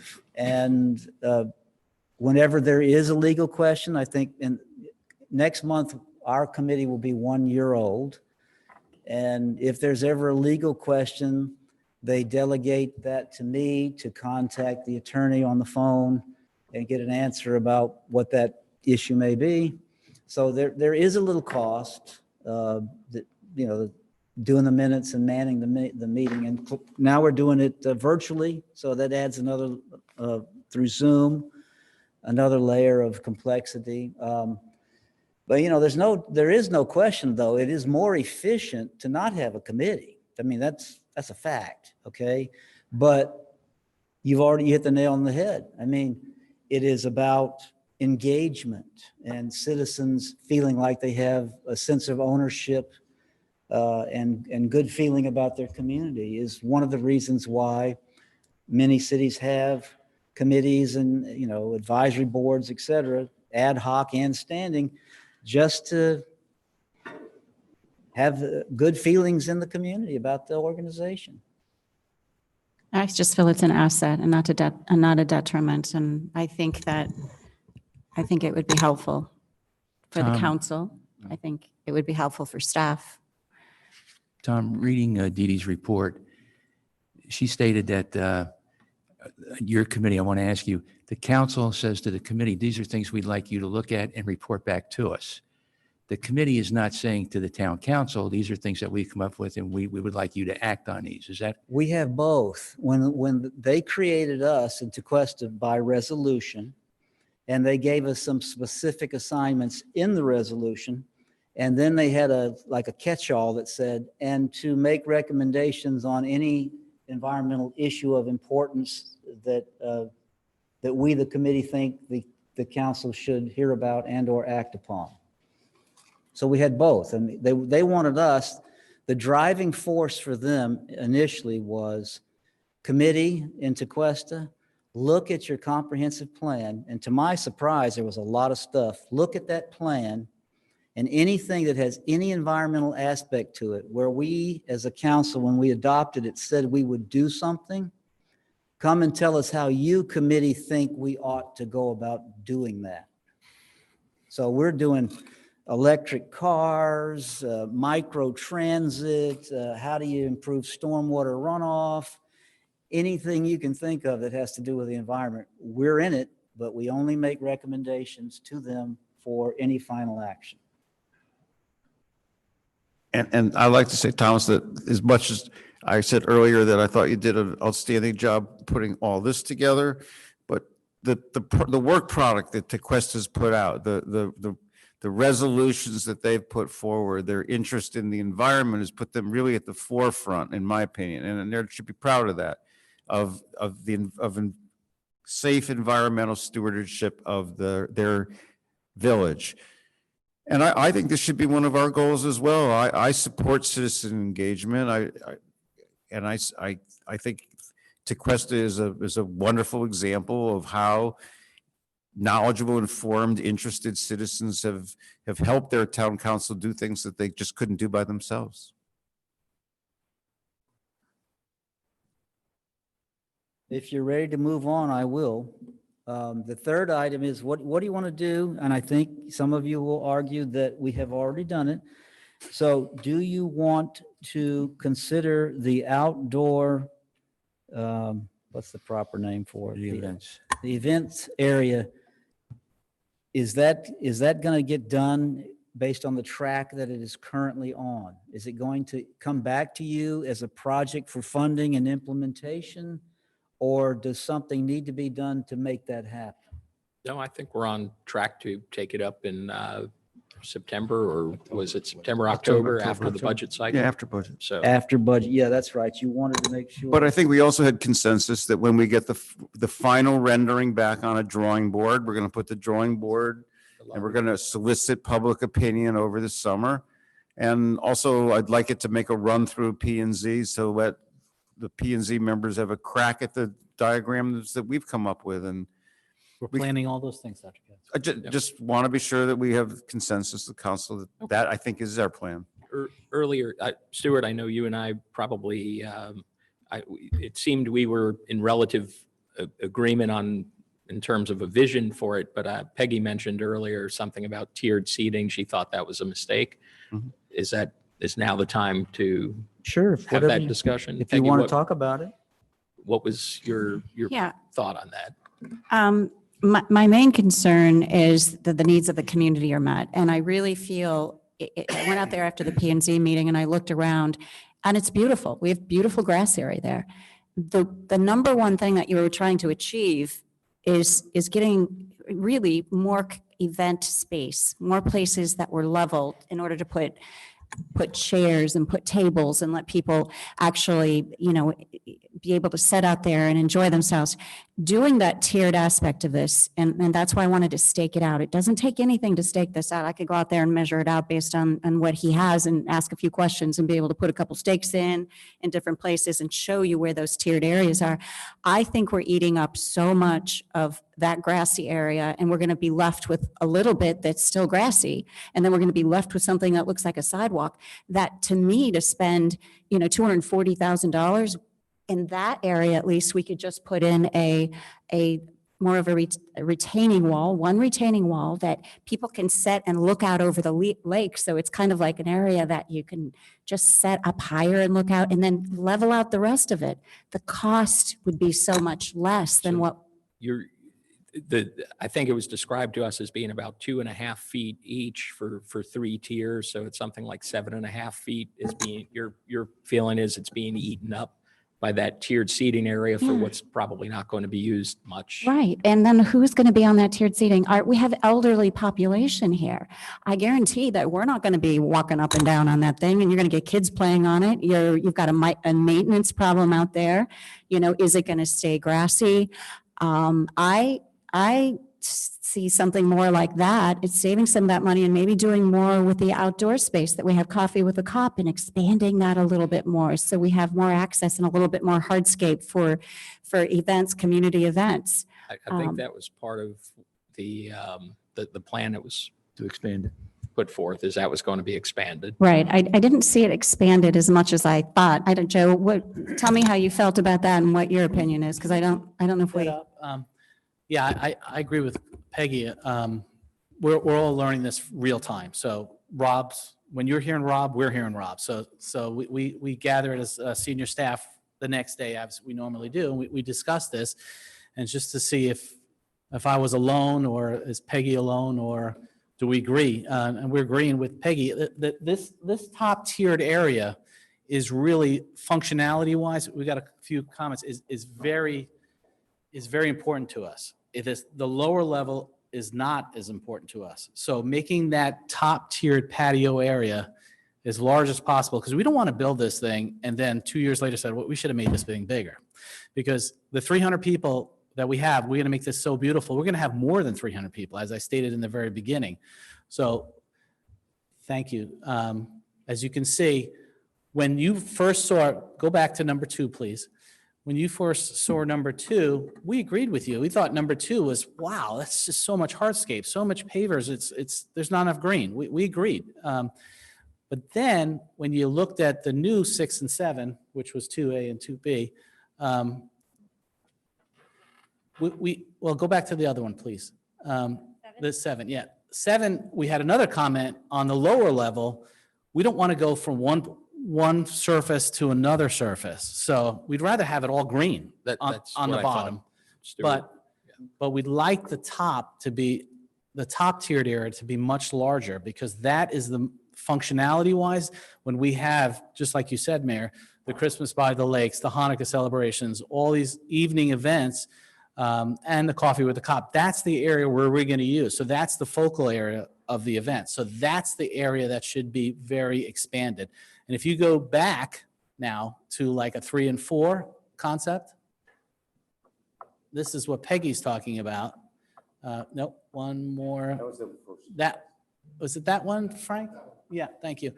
As you can see, that's the one Peggy's talking about, is expanding the patio more, using a retaining wall, maybe a rail there, instead of having these, because that is really functionally, that's what we're going to use more. I mean, we run events.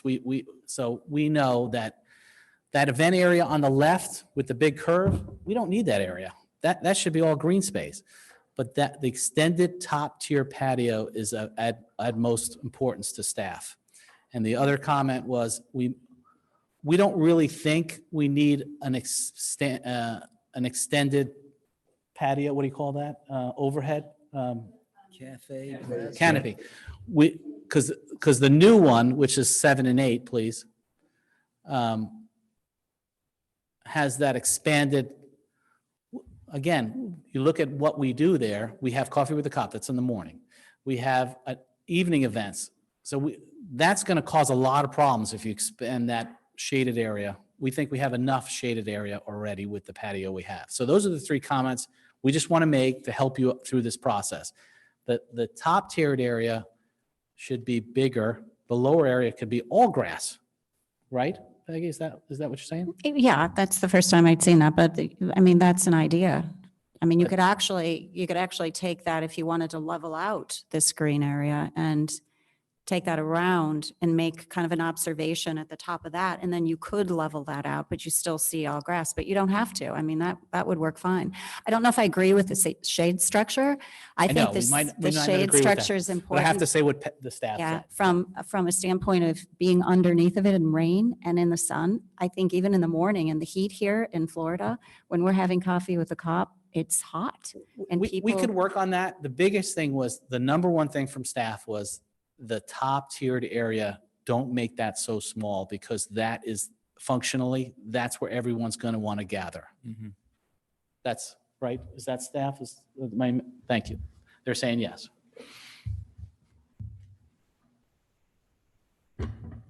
Stuart? Yeah, after what I'm hearing tonight, I'm very glad we didn't vote to go ahead with the engineering, frankly. I mean, forget about the topographical survey. Peggy, I think your idea of staking out a rough of what we're contemplating is a great idea. I don't think it's particularly difficult, and I think it should be set up as a demo in the same way that the rendering that we've kind of selected should be set up as a demo. And from what I'm hearing tonight, I think we need to have another session after we've solicited comment, and we're not as fixed on one design as I thought we were. Well, I'm wondering if we can get a hold of Rob and tell him to put a hold on the rendering. That's what Peggy was suggesting. Haven't quite And I said I couldn't do that. You can all do that. Well, Say we want another meeting with Rob. Well, here's the thing. I mean, we could put up the ones that we have. In other words, put up the whole series and solicit opinion. And then we wouldn't need necessarily the last one. It just had seemed to me that we were condensing the concepts of the council into one image. But now I see we don't have a consensus of the council, really. I think that's a little difficult, Stuart, because you're confusing everyone onto what we really have said in the Well, then end, we need the and maybe one. what we want to do. Yeah. So if we put them all up there, I think it's going to be a I think mistake. Peggy's right. You do the best one you have. That's the 750 that we're and then- going and to you put get- in. And then you keep tweaking it until we're all, let's Yeah. go. I'm fine with spending the 750 we've Yeah, agreed but to if we can spend. put the brakes on Yeah, Yeah, what we put the- told him to do, that's what I'm saying. I would prefer to do that because even if you put that one out there, Right. individuals that look at something, they're like, oh, that's going to be an improvement. But unless you have a trained eye to look at these things out there, you don't really understand what it's going to look like. And so everybody's going to go, yeah, that looks great. And so we're still not accomplishing anything. So once you give them a plan, I think it should be the plan that we're really looking at. And so I would put the brakes on it, like Jim's saying, right now, if we can, hopefully. Well, okay. I disagree in the sense that I want to solicit citizen input, and I think we should just say, this is our concept. We're not, this isn't the not final. That's why we're giving you a rendering. This is to spark Input. citizen input. Here's the thought. Frank's great at this. Where's Frank at? We talked about that too. And We- Frank actually draw something up to show the other We plan? talked about that too, believe it or not. And we said, let's just stay with Rob. Rob's doing a great job. Let's just stay with Rob. And 750 to do something different is in the whole scope of things It's is not not a lot big, of money. yeah. Right. Right.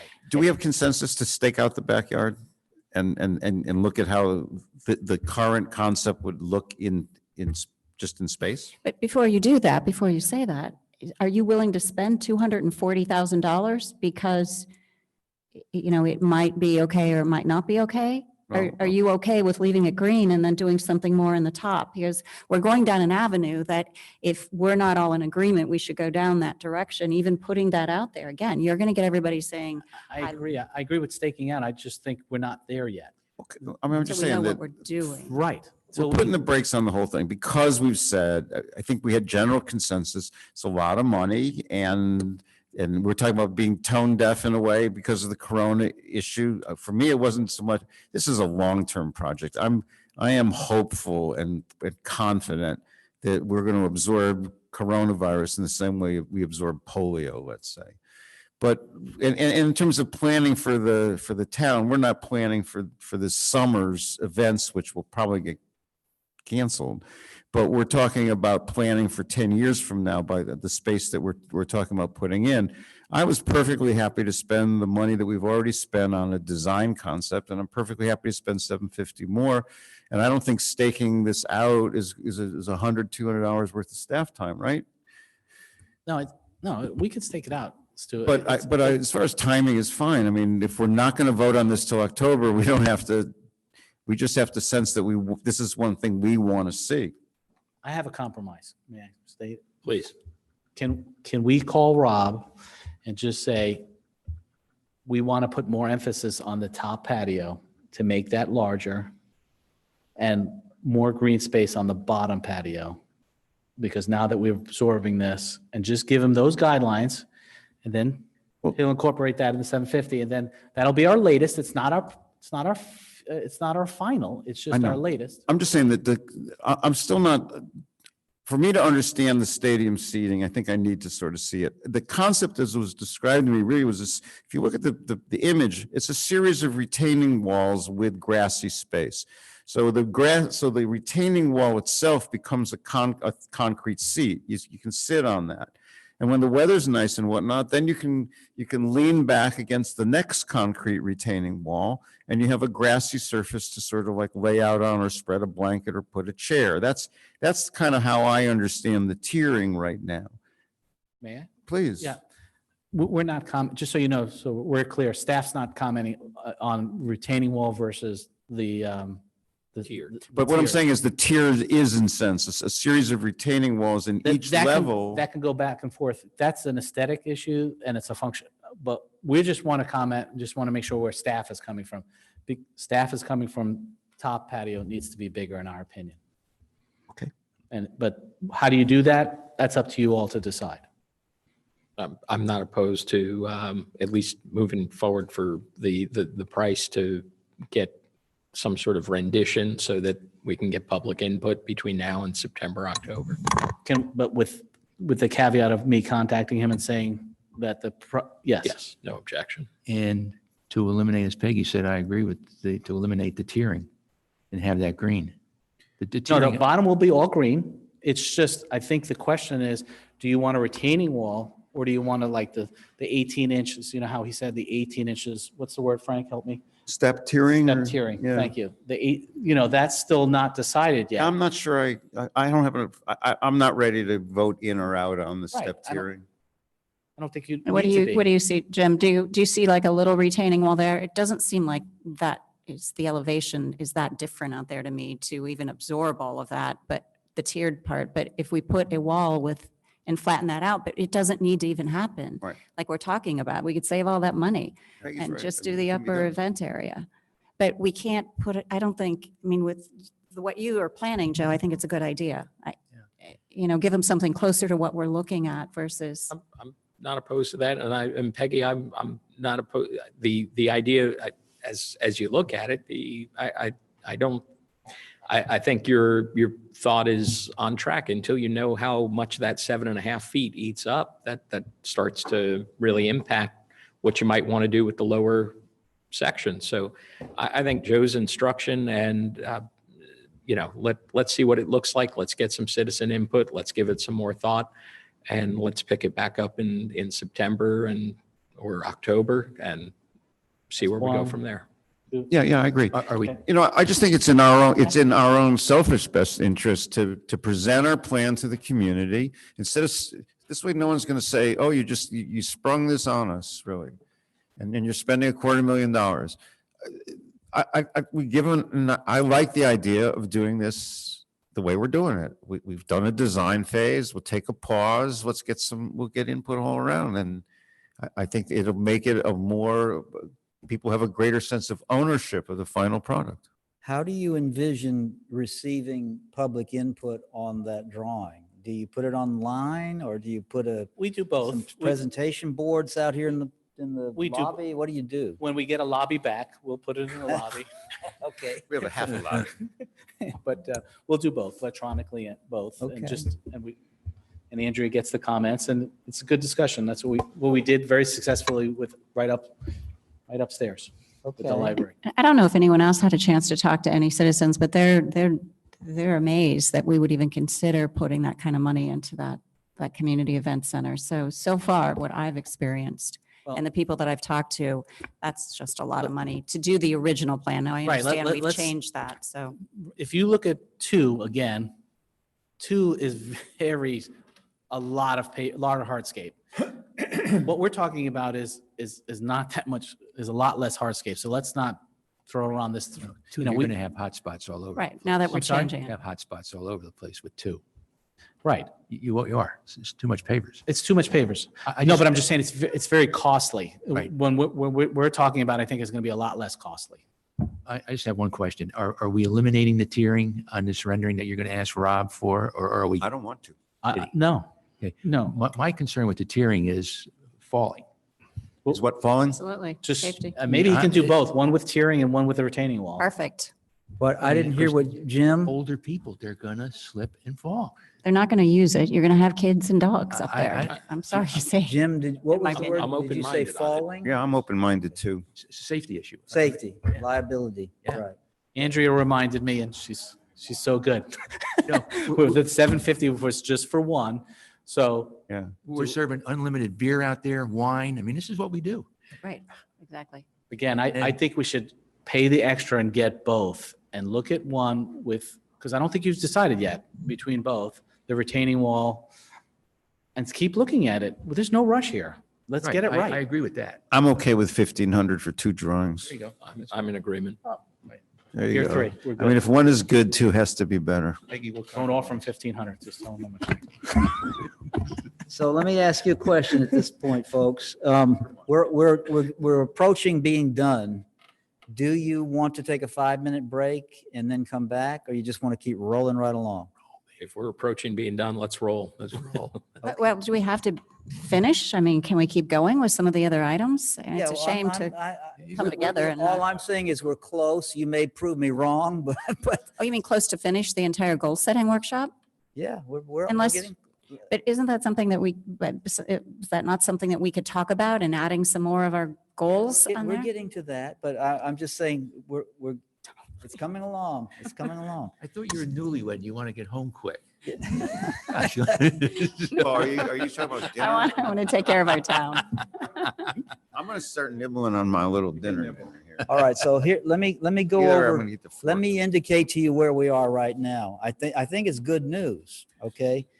We have 6 items, and I'm going to enumerate what they are, and every one of them has a timeline.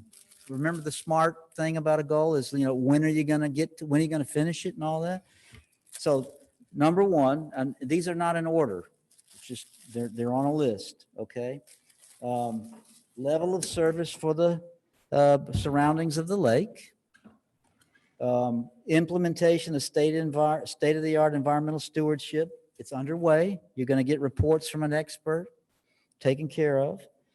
You're working on the outdoor seating plan. It's in the works. Let's see what here. Annexation map going to be taken care of internally in After the Waterford project. June. Or internally, whenever they get it done. Prepare master plan for grounds, and they're going to include that in the CIP in August, September. Revisit our short-term vacation policy, August, September.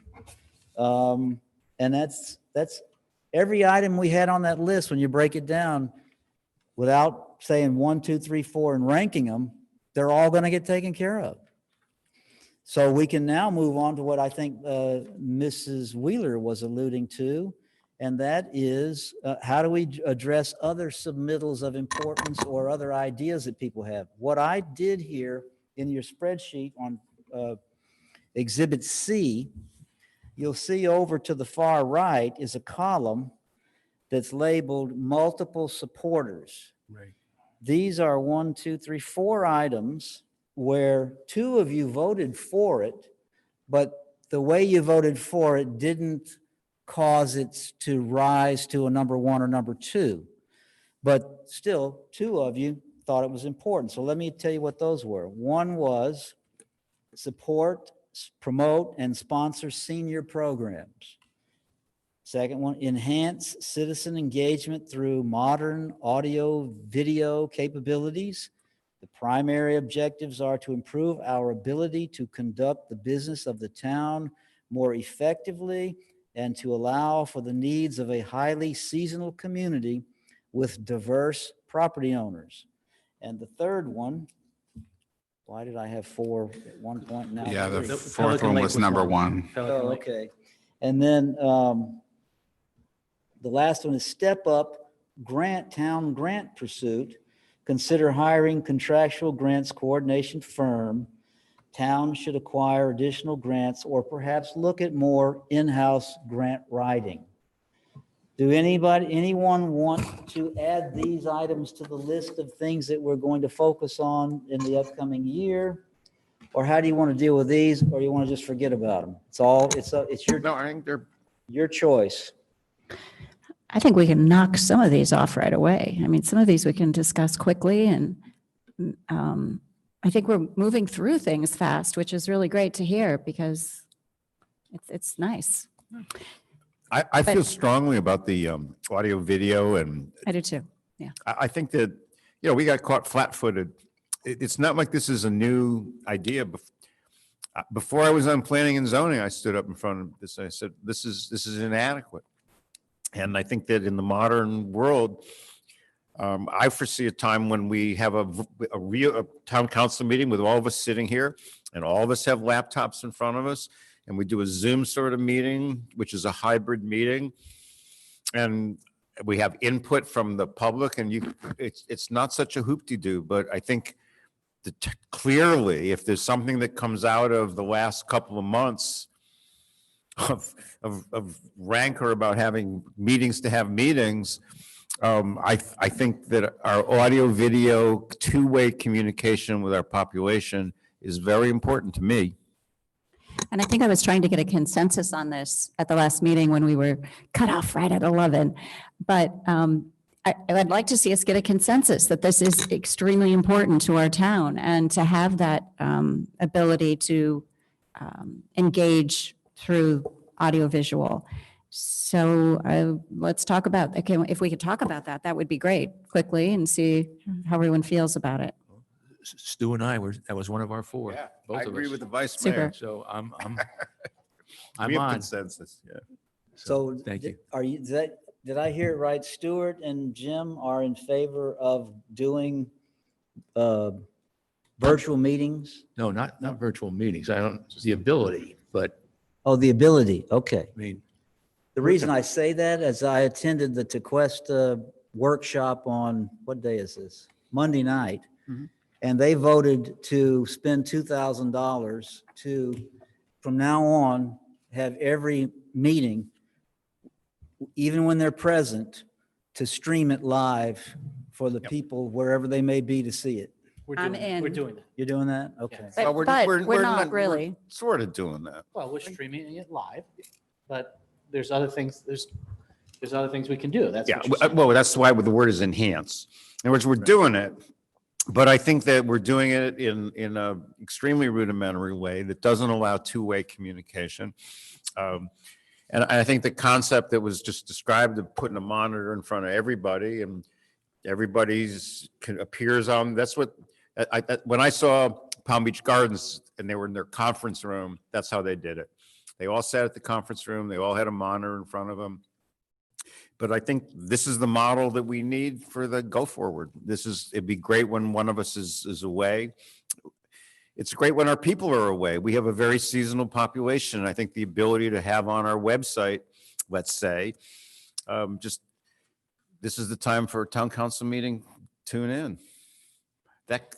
There's no reason why that can't become a reality. Right. and what about resident participation? That was, Well, I think we need expanded public comment so that there's a way to do this with Zoom. I mean, exactly what we're talking about. And, we've got a gentleman here that works with us on the way we're doing it now, and he just sets up the computers for us, our laptops. I'd bring my own laptop in if I had to, so that we could all, be seen, and people will see us. And I think it's important that they understand what we're doing. And I enjoyed it with you guys. I mean, I could see your responses. I do have to turn this way, and I don't always see Stuart's response, it'd be but when nice it was to in have the front of me, microphone. I could see his response to certain things. And it was nice, but I think the expanded public comment is what's so important, and them being able to see, because they are seasonal, a lot of people. And I think Vice they'd Mayor, appreciate can I that. tell you something on that workshop in Tequesta I went to on Monday night? One of the items was the new rec center they're building. And I had a question. I wanted to make sure it was a concrete block and not a wood frame building. And so Zoom has a function where when you're watching it, it has a word that you click. I forgot what the word is, but you have the ability to raise your hand. Raise your hand. That's what they call it. Raise your hand. Came time for comment, they said, okay, so Bradford's the only one that's got something to say. And so I asked my question, and they heard me when the control person unmuted me and let me ask my question. They answered, I had a little dialogue, boom, over. Yeah. Now, is that $2,000 per meeting or $2,000 for the technology? For total. So their website already has a function built into it, and the cameras and the tripods and all that was $2,000 to make it happen perpetually. As an example, this morning at 8 o'clock in the morning, I attended grand rounds at the New York Hospital, which is Weill Cornell Medical Center, and I did it by Zoom. The speaker was a guy from Harvard who spoke from his office. The panelists, you could see the panelists all through the meeting.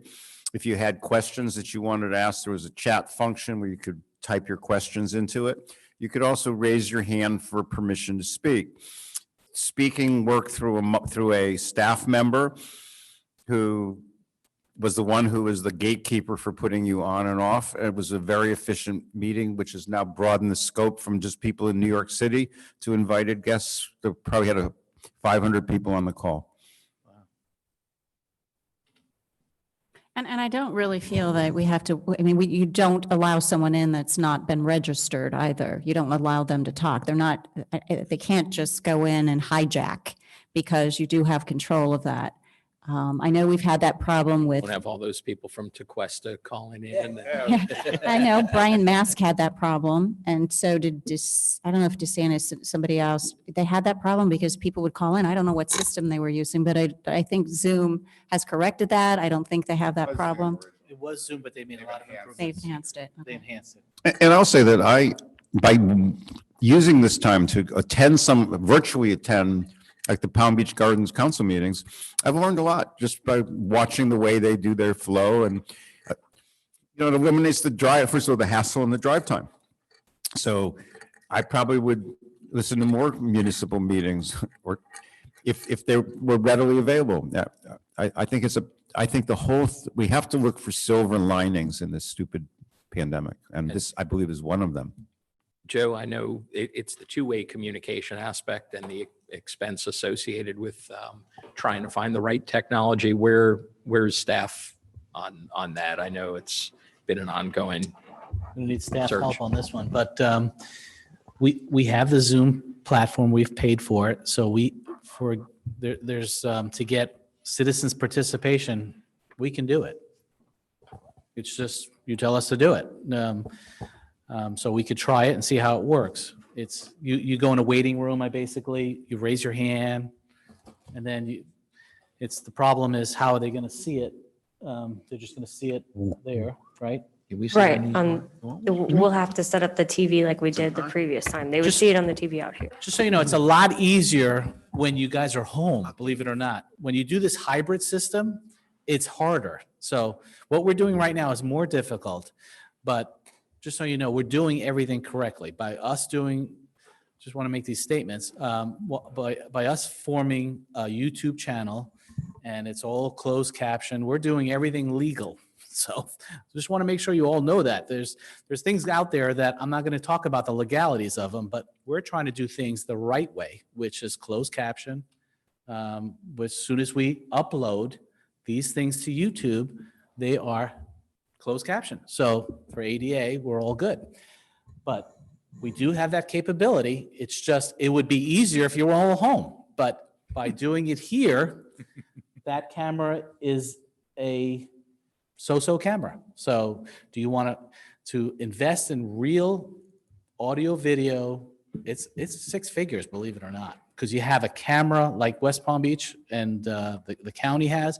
There's a camera on each person, and it's rolling. You have a person in the back. I don't think you're saying that. It doesn't have to be that way. No, though. I don't think you're saying that. Yeah. I'm just saying to go from one scale to the other.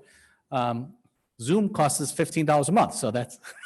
Look, I'd bring my own laptop in Right. if that's what it took. But the problem Just is to you got to put- mute yourself. There's a muting thing. That's the problem. The other thing, we have to mute each other, so you can't get feedback. So Well, what I'm suggesting is that instead of having fixed cameras around here, either use your laptops, or instruct us to bring in our laptop, hook it in. And sure, Peggy's point is right. It's very nice to be able to look out at the audience and see how each of you is reacting to what's been said. And yes, you can have a you can do the same thing over in that corner. You have a laptop and somebody is talking into the laptop. The cameras are built into the computers these days. It's not such a big deal. I think I want to look at the person speaking instead of somebody reading what their words, because you really don't get the feel for what they want to say when they're making public comments when somebody's reading it. So, We you can know, try public comment immediately. So if that's what you're saying, but the other stuff, I think we should slowly dive into it. That's what I'm kind of. I don't know why we would slowly dive into it. I think it's necessary. I think we have to start moving forward like But other I don't towns know are. what you want. Do you want a computer like? Computer, yeah. We Like don't, Dr. Stu's saying, a computer, everyone has a computer. should we have state of the art? Yeah, I don't know what other towns are doing, but if state of the art changes all the time and that $6,000 state of the art could change a year from then or 2 years from then, this is going to be fine. It works for us. And I think it would work for all the citizens and allowing their input. So, I mean, we could start with that. At least we have that, and then we can investigate something that's more state of the art with cameras if council wants to. Do we each own a laptop? Does every No, see, one of us? we're a little confused. So You- that's what I'm saying. We're going to have I mean, to take if- this in pieces. If we each bring in a laptop and we just connect it in front of us, those are our cameras for don't each have- of us individually. I don't have a laptop. I have an iPad. Well, maybe we and should a have a desktop. town laptop that we could rent So- to you for a That's- nominal But if fee. you're all here, what you're asking is to see those who want to make public comments through the screens, correct? Yeah, we would have a computer in front of each one of us. There'd be a computer over at the public stations. And the people who are calling in will probably be going through you, or you might want to have a second staff member with the IT guy closeted to serve as an intermediary between the inflow people who are participating when they want to make comment. So it's think a Zoom Mr. meeting, Caitlin. It's just Right. like a Zoom meeting, but we're here. Mr. Fahey, But if you're on the- did you want to say something, Mr. Yeah, Fahey? I obviously think we should continue looking at audio-visual possibilities, but three doctors that I've had audio-visual conversation with over the last 2 weeks, 3 weeks or so, very unsatisfactory, totally unsatisfactory, actually. So I maybe it's my own reaction to it, but we never got to where we thought both of us would get to. And, we're not following a script, obviously. I know. It's ironic because I have, Bad news, really. I haven't been able to get to where I wanted it to is go bad with news. Was that a doxy site? I'm sorry, I'm going to do you know what particular platform it was?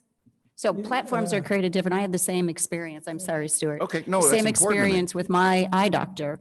And I couldn't get a hold of her, but it was a doxy kind of platform. So, you've got to really recognize that Zoom is a good platform that everyone is using now versus maybe what the doctors are using.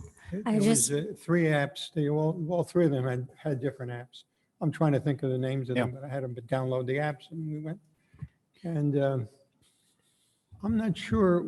I think if you had a direct question or something, great. You got it done with. But if you're just talking about should we, could we, might we, whatever it is, like, in my opinion, anyway, it got to be a lot more difficult. I'm glad I had the opportunity to at least open up a few of the things that I wanted to find out. But it was basically after I hung up was not a terribly I satisfying. mean, every industry has tried to respond to the current conditions, and medicine is one of them. So my own personal experience is because I had a medical situation that's required consultation in New York, it's required consultation in Weston at Cleveland Clinic. And for me, the ability to schedule a video follow-up meeting and have a conversation with these guys in New York, I mean, it was extraordinarily productive use of their time and my time. And I'm disappointed to hear that it didn't meet your expectations or satisfaction.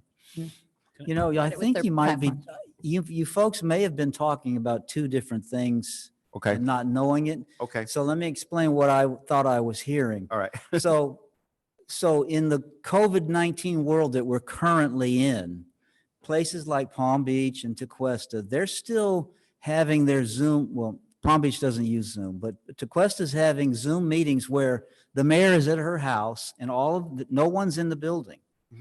And so they're all doing it remotely. And so that requires, like you said, the computer with the camera and all of that to work. But what they're planning out, that thing that I mentioned was coming in the future when the COVID-19 world sort of goes away, is when they'll all be there just like you are. But John Doe, who lives in Juno Beach, might be in New York City. Yes. He can watch the meeting. Yes, I agree. And then there'd be one station where they've got the computer, and that one person tells the mayor at the right time about public comment, and you can turn it on, you unmute them, and they have their comment, and you can react or not react, and move on to the next one, and it's done. We have that capability right now. You do that right now. We Okay. have it. We just haven't got a consensus to do live public comment, Oh, okay. real-time public comment. Well, Just maybe need a we should do that consensus. now. I mean, isn't that what we Is that want? correct? Isn't that what we want? I think we're all unsatisfied by the current meeting format, and we mean it constructively. We want two-way communication. You just have to give us the guidance. Well, Let me clarify that live public comment means I will just hear them or I will see them also. No, you'll see them. On this, If they were. Well, they'd It have to all- depends on they'll have how to they- all have a monitor. Right, where will you see them? You got to have a monitor. It also, On your monitor. it also Caitlin has a depends on comment. how they wish to participate in the Right, meeting, of because course. Zoom offers the phone call as well as the screen. Yeah, you can. So it's their preference on how they want to participate. so will we see them on these screens? Where will we see them? Yeah. You'd see them on your screen. You would see them on the screens in front of Right. you. So we Okay. don't need a laptop. What? No. Well, Yeah, there's two ways. Yes. What we're saying. could be on these We have the screens. capacity right now on the laptop. The problem with the laptop, and what you guys are not saying, that there's a negative, because see how you guys are talking all of a sudden, you get in there, you get in there, you get in there. You can't do that when you're all in the same room with Zoom. You have to put it on mute. So you can't butt in because you're going to get, am I correct? Or incorrect what I'm saying? No, you can. No, butt that's in. not correct You can because butt in. I've done that at What was all your the question? I'm meetings. sorry. You can't have multiple computers in one room. No, No, you can. You can have. feedback. The feedback would The be, feedback that's would what be I an was, issue. my understanding is you cannot do what you're saying. But you mute and unmute. It's very Right, simple. so see how you were butting in? It Yeah, we're slows sh- everything down, and you might not be happy with that performance. I will say there are visual cues that come up, because if you've got a panel of 8 individuals, when somebody starts to speak, they're highlighted in green. They're in different areas. It's okay in different areas. When you're in the same room, it's feedback. That's why you have to be all muted. That's the negative. Am I incorrect? Well, I think you can get But- good at muting and unmuting because there's a shortcut key like the space bar, for example. And you can just simply have yourself muted all the time, and then you just hit Have to mute space bar when you wish to speak. Couldn't, Just trying to couldn't tell you, the There's negative. plenty of no, workarounds. couldn't you have one workstation that's set up on Zoom? I'm assuming it could be Caitlin. or That's what we have right Yes, now. I would actually, But if they all have their own monitor. Right. And it's your monitor, not their laptop. And so you had, Zoom is being fed through Caitlin's system. Yes. She's got them all on mute, now it's time for comment. Is it possible that she can make that comment? Yes. and that person's come well, up let's, there? let me clarify. If that screen is being used for presentations, I wouldn't put them up there. We would have a TV right here where they could see who is speaking. Actually, Caitlin, you have you have the ability to present material from a computer and have that on your screen. That's what I'm saying. It's two The different things. share- Yeah. Tom's You can helping split me your out. screen. It's two different things. One is public comment, and we can just try public comment if you guys give me a consensus. But we're going to have a TV there. When there's a presentation going on, you're going to see that person, or we can have them up there. So, Why can't it, go ahead. if it's a Zoom meeting and there's Zoom participants, Yes.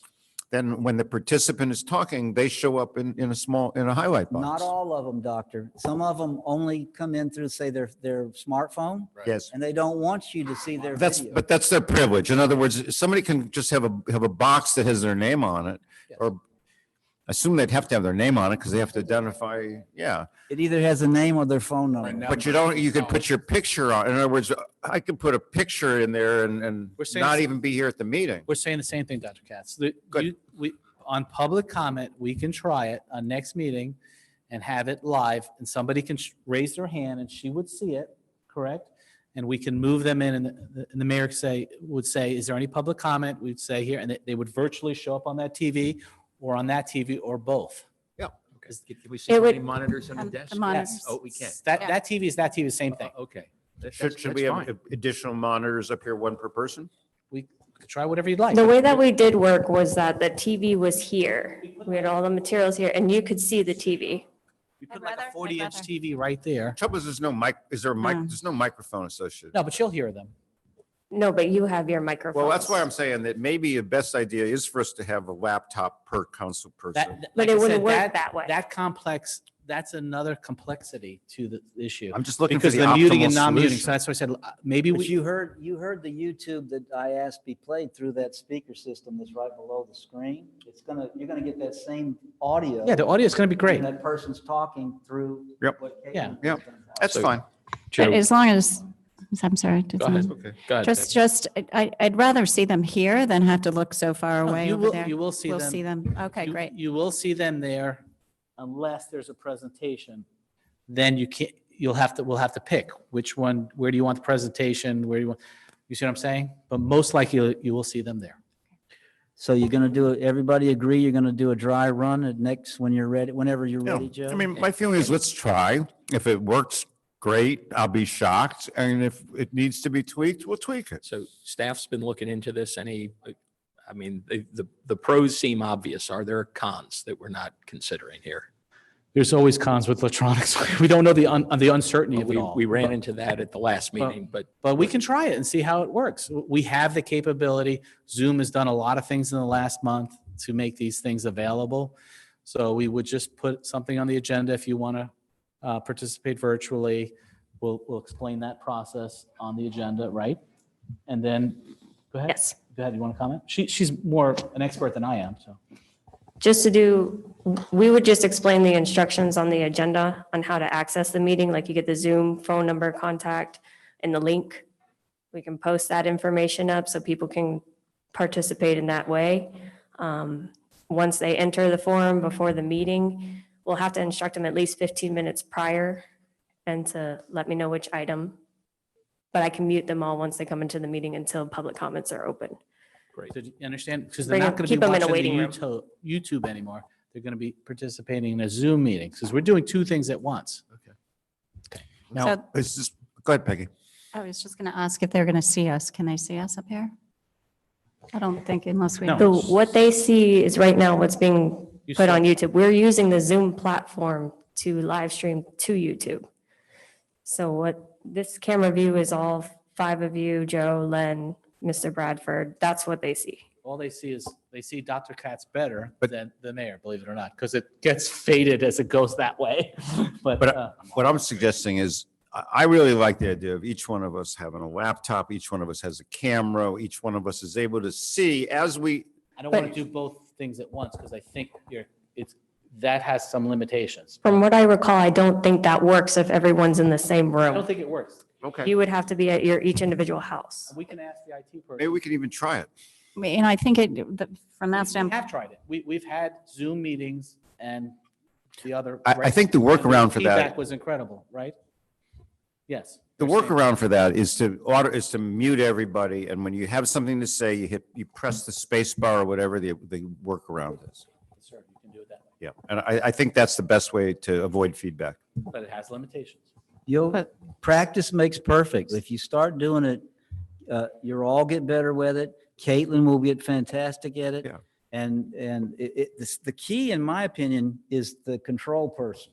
Exactly. How, if they're on it, like white on rice, they can control it, keep the feedback down, keep the talking down, and only when it's called for. Just takes a little time to get full speed. Well, let me ask a question. If there's any reason, we'll go forward with what we're talking about. I think we're all in agreement with that. But what if Stuart and I brought our laptops? Let's try it. I mean, we can Zoom right into it. I mean, if it's a Zoom platform, we can go to the Zoom meeting If we give you access. Yes, yes. and we'll see how bad the you can feedback try. is. You can You and try. I'll sure. try it, yeah. You can try. Just leave it on mute, right? Joe, if I may, Please. I'm back and forth with Mark, our IT consultant. And just so everybody knows, we're currently using Zoom right now. So Zoom is a platform in which it's handed off to YouTube. Okay, so they are doing the broadcasting for us. The way that council is wanting to do it would force us to have to provide that broadcasting platform. You can't have multiple laptops or computers in the same area. He's saying that it has to all go through our PA system, otherwise it's a nightmare. And he said the audios would not sync up. It wouldn't work. So we're trying to put, I think, a square peg in a round hole. If you want to do the Zoom platform, there's a lot of infrastructure software that goes along with it to get the recorded meeting that we want to have on the website at the end of the day. And that's what YouTube provides for us right now. Andrea, are you saying that if we didn't bring our laptops, we'd probably be okay? I mean, you're not discouraging us from necessarily going with the Zoom platform, right? We're using Zoom right now. We're talking about more expanded public comment and being able to do that, which It's the audio. It's the problem, I believe, is with the audio, and that's what she was saying. Yes. It's the audio feedback. We're running through the system of the PA. We have essentially with Zoom created a broadcasting studio here. Right. So our IT consultant was ingenious with his workaround to take a platform and use it in a way that is not how you guys have experienced it in the past, right? We are using it to hand it off to YouTube, but to do it in the way that you want to, where you see everybody's face, you're not going to have that same result of having it taped and for playback later, because we don't have the software and the broadcasting equipment. But I don't know if it's necessary to tape it to playback later. We had the audio before. We never had taped. Yeah. I'd rather have them see it straight on and see us in the meeting and not worry about having a video of us taped as long as they've got an audio. There is a Um, recording feature though Right in in Zoom. Zoom. Yes, Yeah. there is. And Zoom. It's automatic. You just. It's automatically recorded. Dr. Katz? Yeah, my question is, as a counterexample, the Palm Beach Gardens Town Council meeting was conducted in the town manager's conference room, which is a substantial space, I must say. And but it's about this, well, all right, it's huge. It is for a conference room. But everybody had a computer in front of them. I guess what I'm hearing here is that it's the in-house amplification system which is going to cause the feedback issues. Yes. Len, what's the North Palm? North Palm, well, it's Just- interesting. They've done strictly Zoom, so everyone's been in their own place. So it comes up like you all have seen, everyone comes up in their little box, the green square comes around it. They do have the raise your hand feature for public. We haven't had anyone from the public want to comment that way yet. But they do have that feature. So the next meeting, they are moving into where the council's going to be in the council chambers and staff will be in the council chambers, but there'll be no public. I don't know how they're working that, but that seems like that. I don't know how that's going to change it. I don't know what they're going to see if they're, the boxes anymore, or how many cameras. I don't know how that's going to work. So that's still up in the air? No, but they've used the strict Zoom where everyone's in their own house, and that's sort of what we've all seen and know But how that works. They've had a meeting with everybody in the chamber too.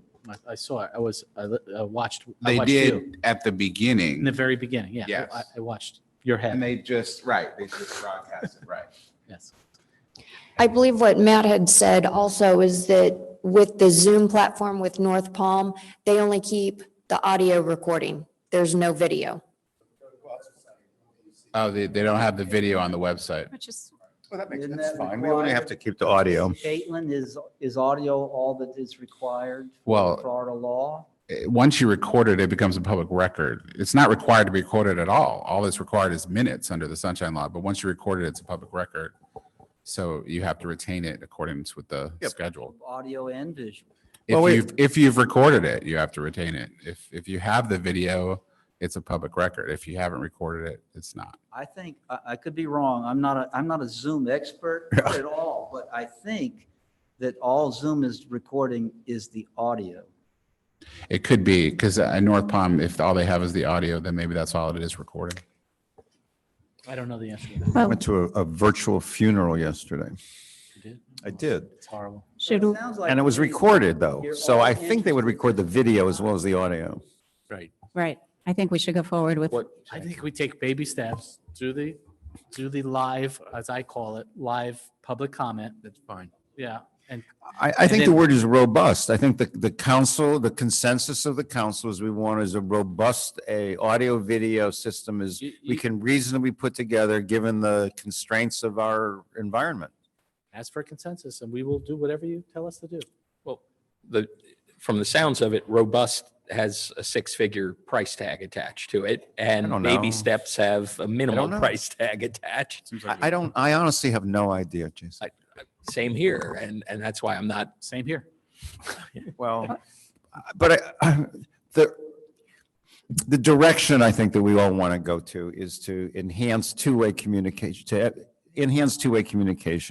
and to make this part of our go forward. This is not an interim step that we're only going to do till the emergency is lifted, but this may be a step that we want to do in the go forward. I think many municipalities will end up with that as part of their standard methodology. I think what I've discovered is that a lot of cities have always been very hesitant to have live video of their meetings. And now because of COVID-19, they've learned that's not so Not so bad bad. after all. Yeah. And so I think it's going to become a lot more prevalent than it ever was in the past. I think the best thing for y'all to do is say to Joe and the staff, come back as soon as you can with what you think the best thing you can do at a reasonable cost, and we'll see how it works. Exactly. I'm good with that, Tom. I would prefer to see us say, let's go to the next stage of the Zoom, which we all agree. I think we have a consensus that we'd like to have public comment. And then to have him start to investigate, perhaps staff investigate the cost of more state-of-the-art or other options. But as long as the next meeting, we've got a consensus that the public will be able to comment. I think that was our goal for at least this meeting. Right. I live with that. So what if we take Tom's recommendation and we also direct staff that for the next meeting, we'll go with the enhanced public comment effort. So we'll start with that effort. We'll look at the bigger picture as well. Exactly. Good? Good. Thank you. All right, so Thank you, Tom.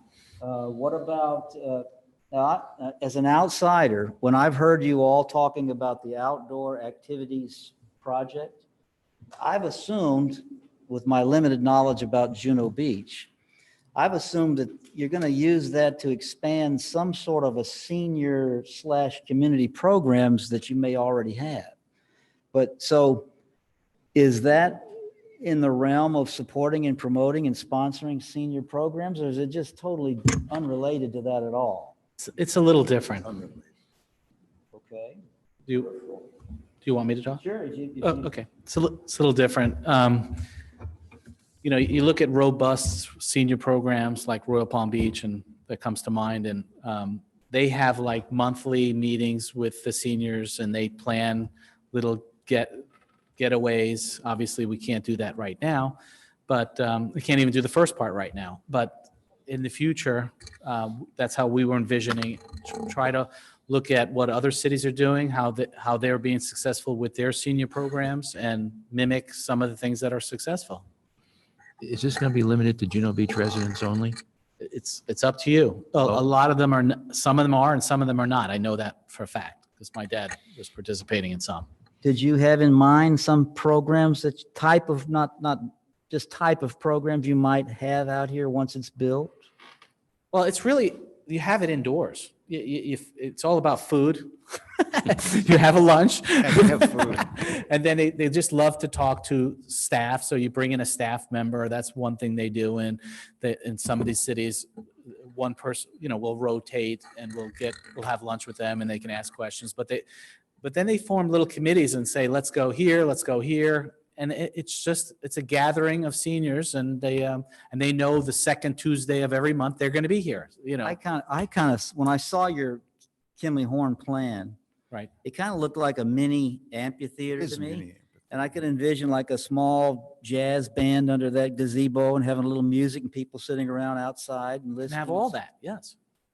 Okay. So But I think the senior programs you were talking about are more in the vein of we communicate, we have a list of people we call to check up on, that's sort of. No, this is totally different. Is it, you're talking, so, because I just got the impression you're talking about a sort of a. We already do a that. meeting, huh? We already do the CARES program. This is, if COVID-19 we didn't have those concerns, just ignore that.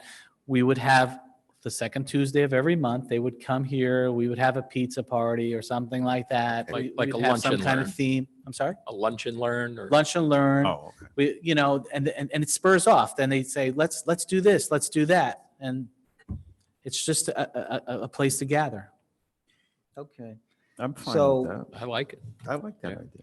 I like it too, but I say if you're having free food, I would limit it to Juno Beach residents because the place is going to be packed like it is with Especially if coffee I'm with a coming. cop.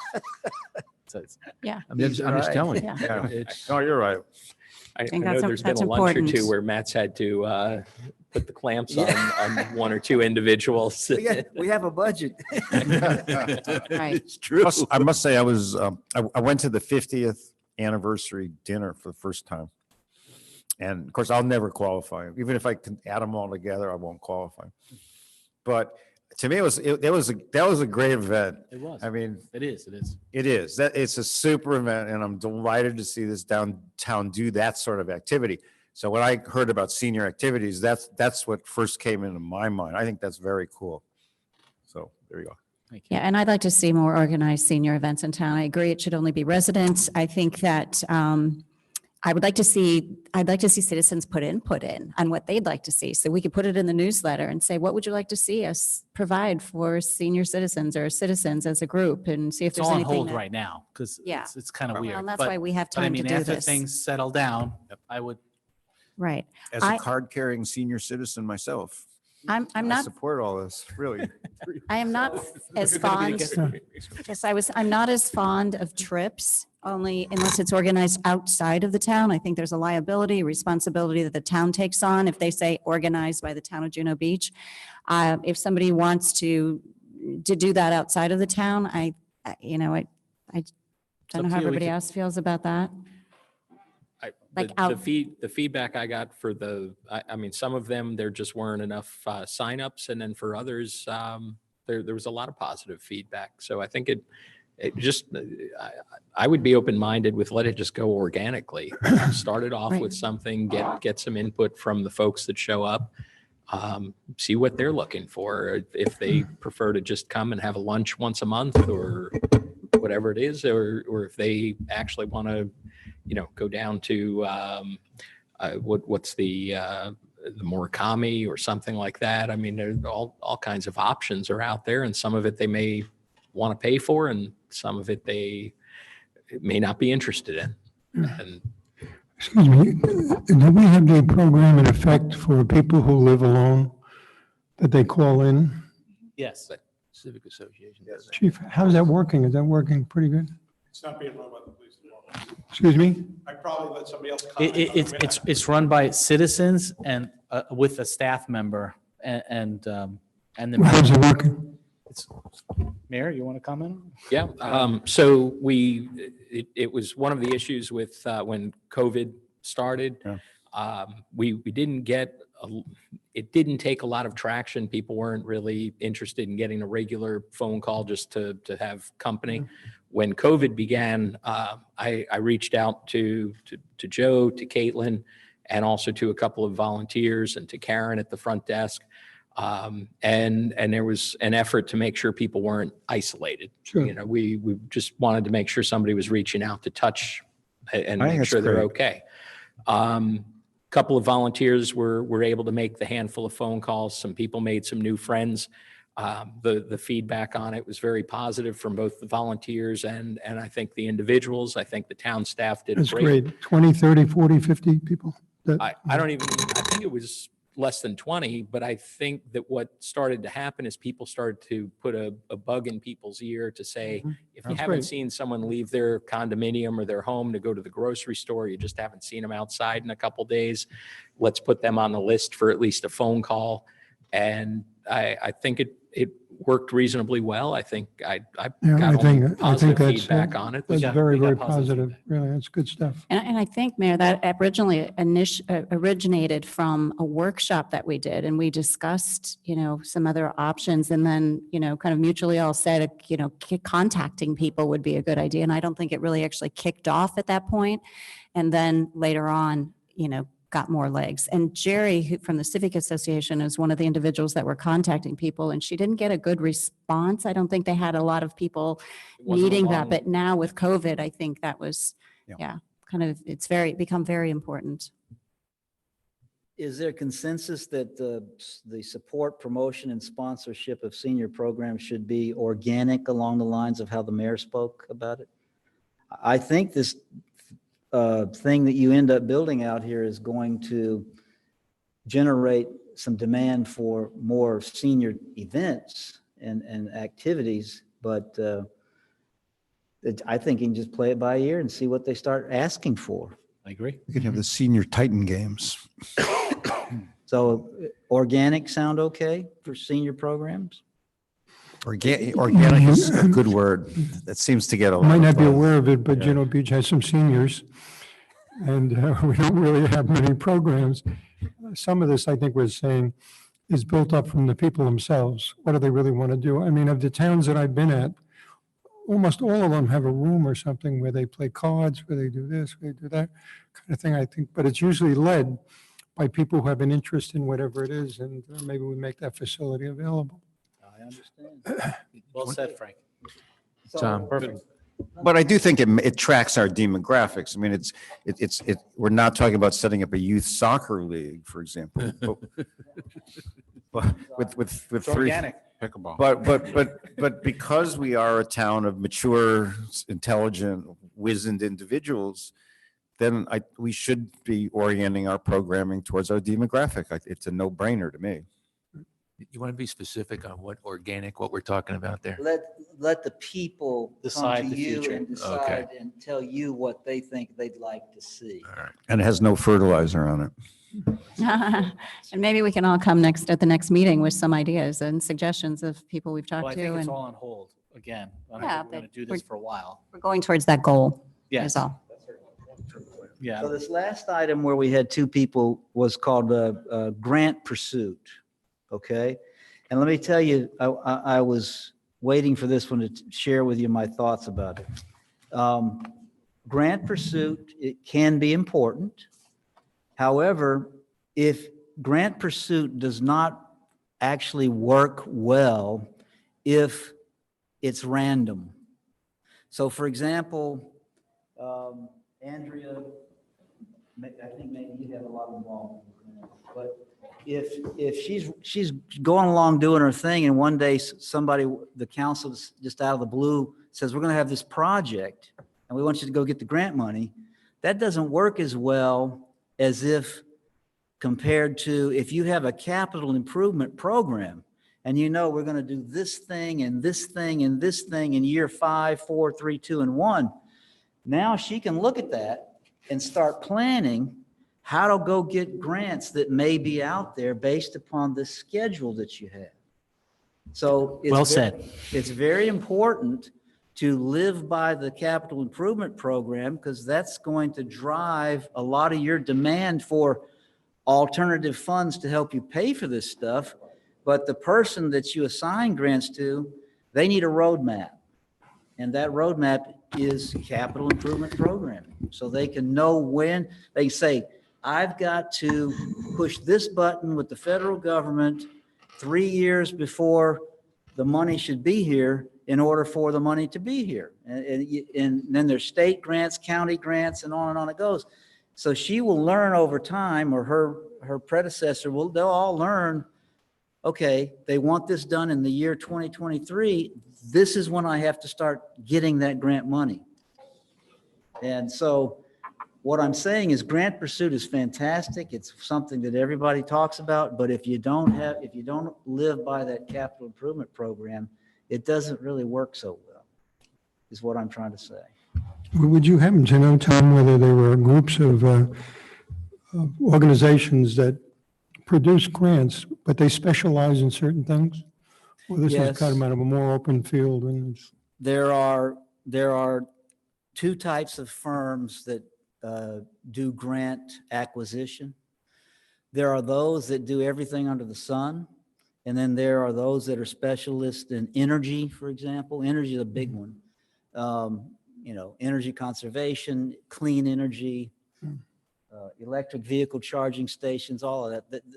They're specialties. And then there's engineering, and then there's recreation grants. So yeah, but some firms do all of the above, and others focus on the narrow projects that they're experts in. how do we know what grants are available?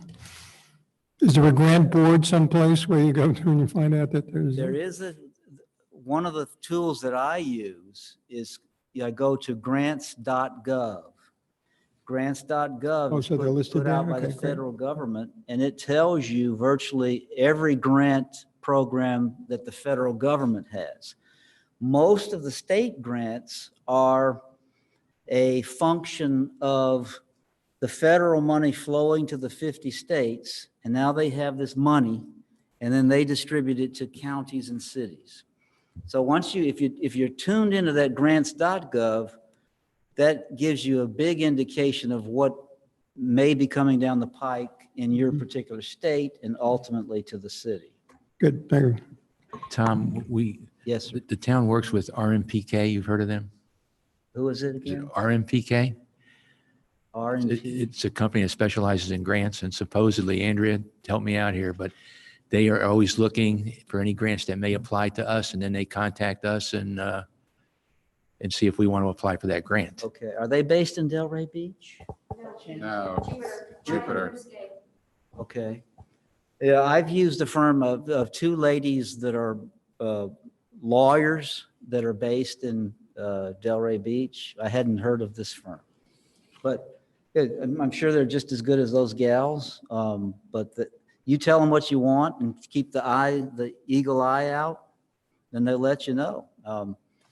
There's another nuance though in grants. It's one thing to find one, and a lot of firms are really good at saying, okay, here's what you can access, but now the devil is in the details.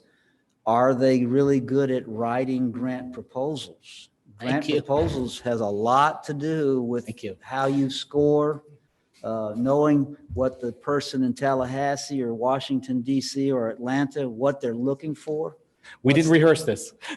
Pardon? We didn't rehearse this. I just said this last meeting. Oh, you did? Okay. Yeah, so it's two skills. One is where to go to get the money, and then how do you actually build a grant application that scores high and gets you up there for consideration of funding. Well, there's a third. I said there's a mention. The third is you actually have a lobbyist. That Yeah, person, lobbyists help too. but that person sometimes acts as your lobbyist. Yes. For the grant fee. That's right. So almost perfect is mine. So if you really want to step up grants, start making your 5-year capital improvement program be a real working document. And that becomes the roadmap for you planning how you get your grants and when you need the money. And this was important to me, as you know, from council standpoint, I put this on the agenda before. And I think Andrea's doing a good job of that. I mean, we have stormwater, we have dune walkovers. I did get, in October, Andrea was nice and she put together this grants, the grants that she has. And so we have a lot of dune walkover. The anticipation of what we need, I think, is being done. And I think my concern is what are the areas that perhaps we're not seeing? And, I don't know if this takes a dedicated person, if it's possible through current staffing, or if we need to hire someone that can find these, and is it going to be worthwhile? I mean, is it cost effective to the town?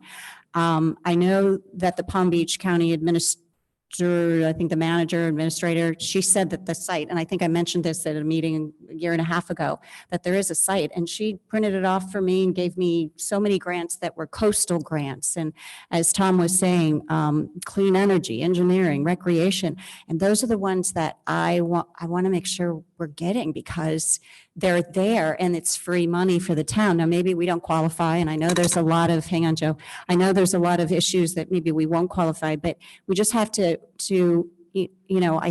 I think we have to make sure that we're looking for those. And if we don't want to apply for the ones that are under $5,000, is it worth having someone in-house writing them? I don't know.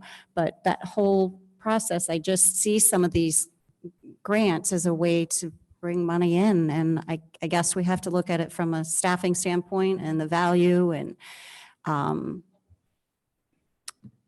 so. Joe? Again, I think we're doing a phenomenal job on grants. Not even a good job, phenomenal. As you look outside, those two gazebos, grants. Dune walkovers, grants. The park equipment at Kagan, grants.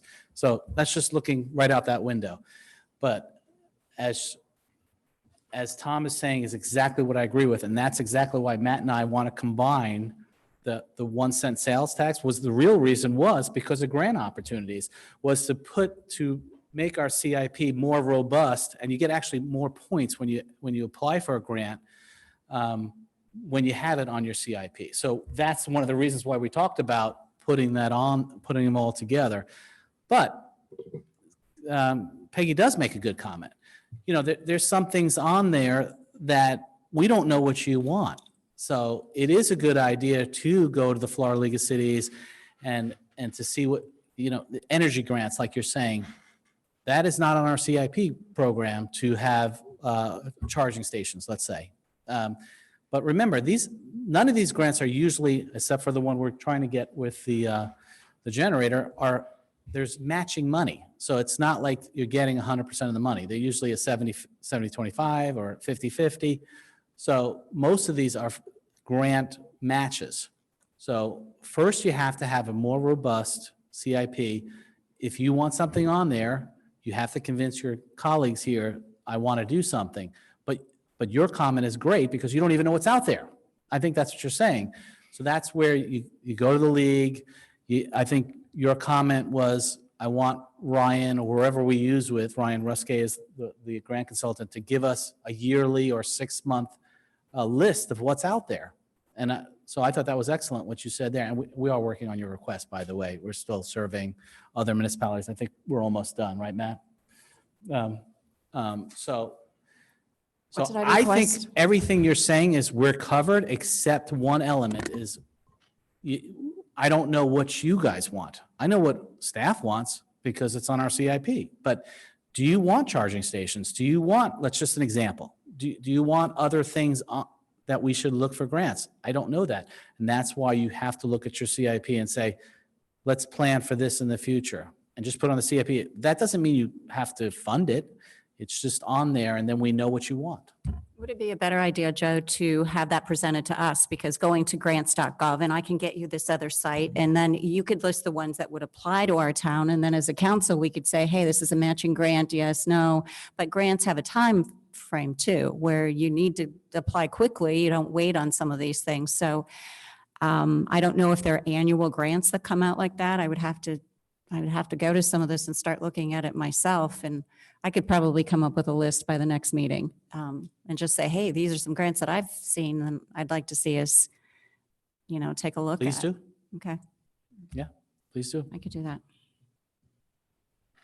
I think, Joe, what we're trying to figure out is whether, trying to use some outside help is really beneficial or not. I mean, I had an experience recently that this was trying to help somebody get disability. Right. and talking to outside people and the attorney, the magic word is that the person could not get a job unless the company that was going to employ them had to do something special. They had to give them special parking, they had to give them special TV. That once that happened, they got their disability. Like there's key words, and the key word there is that if you try to get a job and your potential employer has to do something special, you're in. And I don't know if these grants work the same way or other. They do, Frank, they do. That's exactly what we're talking about is the same. It's grant writing. That's why we make a recommendation to you all, and we just did it last meeting. One grant was on there that we said we can handle. And then the other grant, we said, no, we want to put all the resources, get the expert behind this because it's that important. And it's a $3,000 fee. So some are vanilla and some need some outside help. Right, and it Okay. was a good example last month.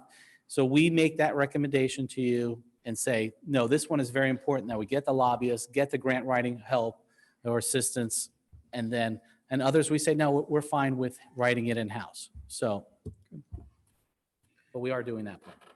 Thank you. Okay, my back has given out, so I'm sitting down now. Literally everything we have in my memo has been identified as how you want to deal with it and has a general time frame that I can write up in the report.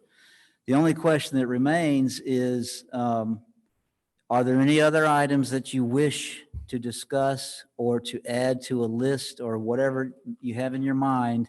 Now is the time for final comments from the town council and the town manager. Mayor. You look like you want to go. Yeah, I was going to say, Mayor, I think we could, I think the number 2 for you was the council meeting agenda items. I think we can get through that very quickly because that was something that was, I think, a request, and I have to agree that we need, the agenda items should come with backup. And I don't know if you were referring to things that we hear during comments, but sometimes we have to make major decisions on items that maybe we should be looking at a little bit more in depth, I'm not sure if that's what you're referring to or just in general that we need to have more backup before we make decisions. It was twofold. From a policy and practice standpoint, what I wanted to get away from was the last minute, sometimes it's the week before the meeting and somebody says, well, I'm going to put that on the agenda or I'll put that on the agenda. The staff doesn't have an opportunity to really prep us on anything, to do any research, and it's up to one of the council members to present the issue.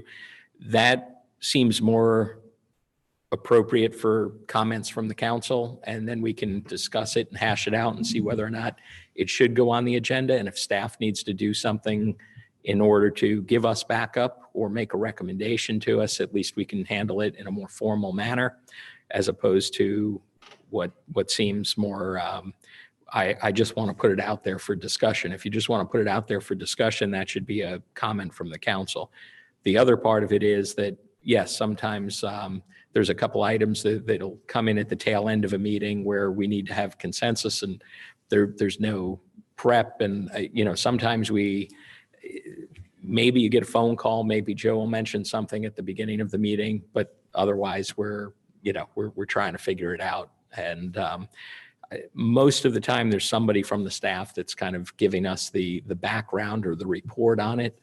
But if there's more to it, I'd like to be able to give it some consideration in advance or something like that. Sometimes that's not always feasible, but it was more from a planning and a practice standpoint that if, rather than just have things, sort of whipping around out there, if there's something that for the short-term discussion, it can be a comment from the council. And then if there's something else, we're going to follow up on it. We're going to take some effort to really get prepared to have the discussion in a more robust manner. That made more sense to me than just somebody's got an idea and they want to present it and here with 6 days notice, put it on the agenda. That doesn't always seem to lead to the best kind of discussion, and with no time for the staff to prepare backup, we're all coming in going, okay, I see it on the agenda, but I have no idea if it's going to, where it's really coming from or what the source is or what the ask is even. You know, when we get even a short memo from staff, there's always a recommendation at the end. No, not So- always. And I think I don't disagree, but I would never want to eliminate any of my fellow council members from adding anything that they thought was necessary for the next meeting. I think as a council, we always have options to say, let's discuss it at the next meeting. I don't feel we have enough backup. I don't feel like I have enough time. So I would not want to put anyone in a position of having to say, no, it's not worthy, or I don't think you should do it because we have a timeline of, 2 weeks before, a week before. So I think we can Just all having a process. discuss it probably at the meeting and just say, there's not enough backup material, or I want to delay the decision on this for another month until we have more information. Yep, I agree with Peggy in the sense that when I bring an item before council that I want to be done for a formal presentation, I usually put 4 or 5 pieces of backup material in with, so that there's a complete presentation. And one of the things I'd ask of staff is that items frequently come back to us, but they come back with what I think is with just a summary memorandum, and all the working documents aren't brought up. So for example, in reviewing this on vacation rentals, well, first I go back to the action minutes, which basically tell you, who was there and that we discussed it. But, I have 2 pages of notes out of 15 minutes or so of recording material. I think that having the old memoranda that is helpful to us. But I will tell you that in my preparation for a town council meeting, the binder that I bring in here is 50% larger than the binder that I receive, because I'm adding in emails that are, if there's 5 emails or something that have been sent to the town on a certain topic which is coming up for discussion, I think all those emails should be included in the backup documentation, that sort of thing. So I would agree with Jason in this sense that when we get a packet on a Friday afternoon and we have a packed agenda, it might even be 2 months worth of material, let's say, it's very hard to prepare if we have to go back and pull secondary documents ourselves. And with that in mind, not all backup need come out on the Friday before the meeting. So for example, we were going to review the Charter Review Committee. Now, Len sent a memo to the council, and he sent it in early May. It was like May 7 that it was dated on his memo. And it went to town staff, but it was directed to town council. That memorandum wasn't sent to us until the great data dump that occurred on the Friday before the town council meeting. It would be one thing if the town staff added value, but the town staff, it's not like you send it around to the committee and said, let's look at it again. I think that they had already done that maneuver. It's not like you added input of your own. It's not like you even added a recommendation, because in this case, there was no recommendation from town staff. So my question to you, Joe, is why wasn't that memorandum addressed to us, sent to us in early May rather than sent around with the routine backup material? And I bet you it's just, that's the way we do it. No, because give you an example of the RFQ, I sent it to all of you today. And that's not going to be on the agenda till the end of the month. I agree with you. I think it should have been sent in May. So it's just a single one-off. I didn't read it, to be honest with you. Didn't read what? I didn't read his memo for weeks because I was so busy that I never got around to reading it for at least a week. And I probably forgot about it. So you understand that's not acceptable. No, I agree with you. I'm just saying I agree with you. It should have been sent to you earlier. Okay, so how do we prevent that from happening in the future? Should Len send it to us directly? Well, I didn't, because I knew it was going to be an agenda item, so that's why I sent it. Right, but you understand my point.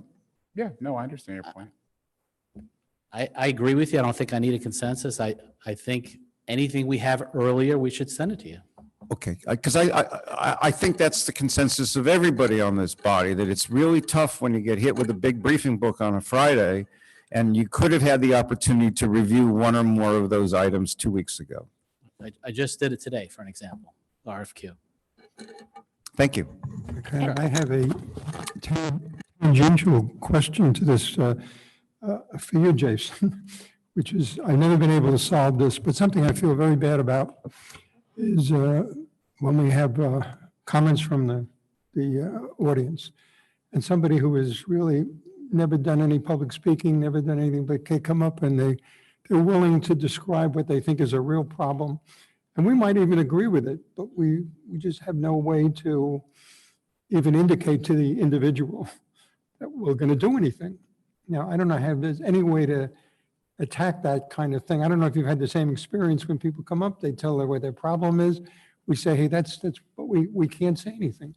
And it makes sense that we don't say anything because we could get off on a tangent for another half an hour with it. But So- have you spent a lot of time thinking about this problem? So I've spent some time thinking about it, and more often than not, what the answer is, Frank, is that I'll check with Joe if there's something that comes up. He's sitting right here to my left when we're not in social distancing mode. You'd ask him to comment on it? Not ask him to comment on it, but ask him to follow up with the resident.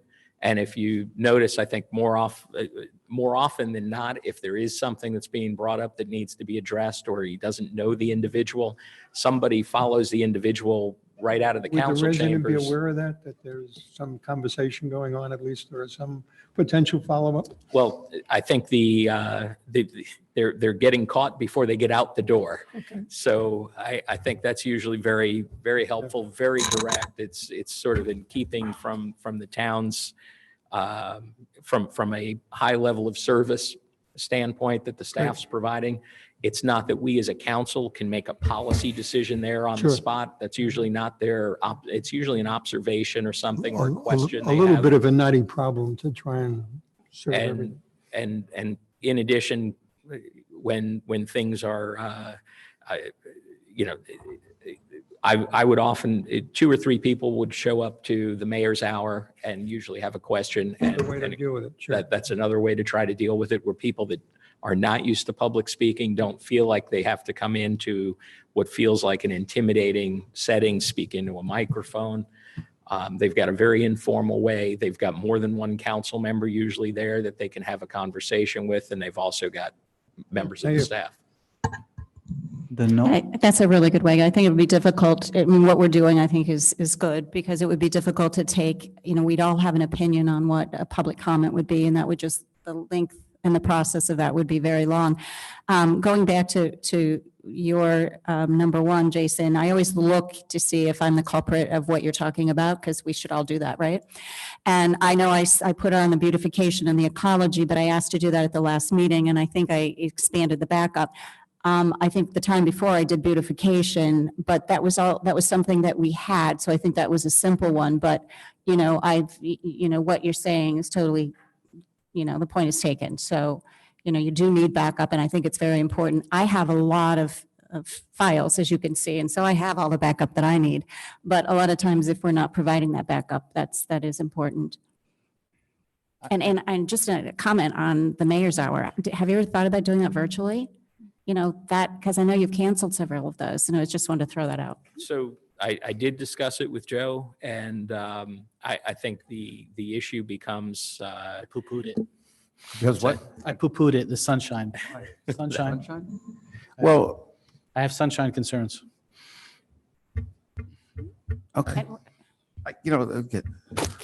Standpoint, Joe, tell me about the sunshine if you're here versus If none of, you're opening up communication between one of the Ah. council members, if one of them else gets on I there. understand. It's frustrating. That's all. It was me. I The poo-pooed it. The idea was to go forward, but no other council members could attend, and that didn't feel right. Yeah, I agree with that. So too. it was, look, if this is still going to be the issue in July or August, and people are starting to come back in the fall, I think we figure out a different or a better way. Yeah. But for 2 months or 3 months, I don't think people were, people weren't clamoring for it. So it wasn't I don't think for the handful of folks that might have had a question or something else, they're calling the town center, they're calling the town manager, they're coming down to ask staff about it anyway. So I think it was just sort of leave for 30, 60, 90 days, we could leave it alone. But I did ask Joe to follow up, but it also, again, it didn't feel right not having other council members be able to attend. So, and if you have more than one person from the P and Z board, it becomes an issue. So Again, it becomes so frustrating of trying to do good government under the sunshine, because while we all respect the law, I think sometimes the ability for us to govern is so impeded by the sunshine laws that we would, I mean, just telling you my personal sort of sense on this. I'm not disagreeing with you. It's frustrating. I think a lot of people have questions, and whether it was questions about the lake or questions about, how all kinds of different questions. I mean, I know from walking around my neighborhood, I know from walking around anywhere in town. I mean, people had questions. Or they were just curious about certain issues, and they wanted to know that everybody was okay. I mean, there was, some of it was real, just basic, friendly types of conversation. So I think some of that did get missed or lost, but the idea that we'd have a recording out there and have ourselves with being the poster children for, okay, we understand it, 6 months or a year from now, we understand all that COVID-19 stuff was going around, but here's exactly why in the, what is it, the 45-minute ethics, here's what you're not supposed to do, and here's the recording we got from the Zoom. I say it's a shame because I'm doing a lot with the Chamber of Commerce, and one of the things they run every Thursday afternoon at 4:00 is a virtual cocktail party. And the format actually it's so, having some loosened up people sort of on an array like that really does lead to friendly kind of conversation and interaction. And it's just such a warm kind of nice use of Zoom in this time. It's a shame that we as a council can't participate in that sort of thing. Again, I'm just saying that one more time, as I've said so many times before, that government in the sunshine, that we're not a bunch of crooks in a back room. We're all people who are really interested in the best interests of our town. It's a shame that we're handcuffed the way we are. Yeah, but I think it's for our best interest because we're not supposed to have a preconceived idea of how we're going to vote when we get up here. We have to listen to the facts. And I think that would tend to make us all try to persuade each other on the side. And I don't think that's a good idea. So I like hopefully not having your mind made up and coming in here and saying, okay, what's your feeling, Jim? And tell me and persuade me why I should do something different than what I'm doing. And I think that's positive, and that's been very effective. That's why I don't think the sunshine law is that bad. But Jason, you actually talked to your residents about things that are on the website. I mean, you don't have why would the sunshine law affect you from a residential standpoint? Didn't quite get that. No, I think just from I can walk around and talk to anybody. I think that for having the mayor's hour, what didn't feel right was telling the other council members, there's going to be a mayor's hour, but you're not welcome on that meeting site. That's right. Or you'll be muted for the entire meeting site. That made no sense to me. And again, we're talking about essentially April and May, and now we're into June. So it's for 3 months, to forego the mayor's. I thought if nothing else, it was a great time to be able to do the mayor's hour, but it was going to be essentially like effectively me coming on to make an announcement. And there wouldn't be much more to it. And that didn't, and then of course, no other council members be present.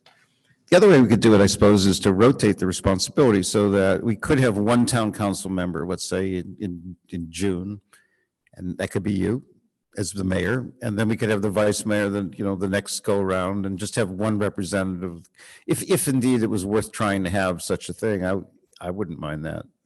I think it's noble what you're thinking and saying, let's not do mayor's hour if the council can't come, but there is always a workaround. And I thought within a few months, we would have a workaround, or we'd have the technology, or we'd have something else that, so I wasn't going to hit a panic button over it, and I wasn't going to insist that we do it a certain way, nor did I want I didn't want anybody to feel offended in the process, especially since we weren't able at the time, initially when we had the discussion, we weren't having a meeting, and it was Well, I respect the essential handling of the business only, situation. I think so- you did a great job. just trying to make the best decision at the time. And now I think we can make different decisions, especially if the technology is easier to adapt to. So And I think there might be some hope. I read an article that indicated that there has been an organization that's been around for a long time that is trying to get rid of the Sunshine Law. They're very, very active. They've got two great things going for them. Federal doesn't do it, state doesn't do it. Why do we do it? And maybe they haven't gotten very far. But I think that the bottom line of the article was at least a feeling that the Sunshine Law accomplishes exactly the opposite of what they think they're going to accomplish from it. Does the League of Cities have an opinion on the sun? Because there's value in us talking to each other. You know, I mean, there's real value in people Yes. having an opportunity to, you know, even if they're out having a drink or whatever it is kind of thing. So it appears that people have been working on this for a long time, might never get rid of it, but at least there's an organization that's organized to try and get rid of it. Does the League of Cities have an opinion on the value of sunshine? Not that I've seen. I haven't seen I anything. haven't heard anything in a long time. They do get upset from time to time. They try to make things tougher, and the Florida League will fight that. Well, of course, it's home rules. Home rule, and home rule are the first three priorities. And water is 4. Huh? Water's number 4. That home rule justifiably with this legislature. But I was just interested in whether they've expressed themselves on the handcuffing of the sunshine rules. I haven't heard anything lately. I can picture us having cocktails together and saying, you can't have another cocktail unless you vote my way. You know, and there's so many things that could happen, drinking and talking about town issues. And even though it sounds nice and you can vet a lot of things, I think that it's been there for a long time, right? Hard to argue against open. It is. Yeah, yeah. Joe, we get the pre-agenda the Wednesday before the meeting. Sure.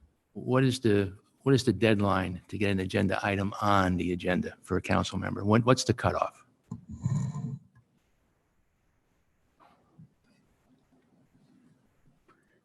As long as I can have the agenda item and the information by Friday morning to get the whole packets and everything together. But there's no set cutoff time, just prior to Friday afternoon. So Friday afternoon.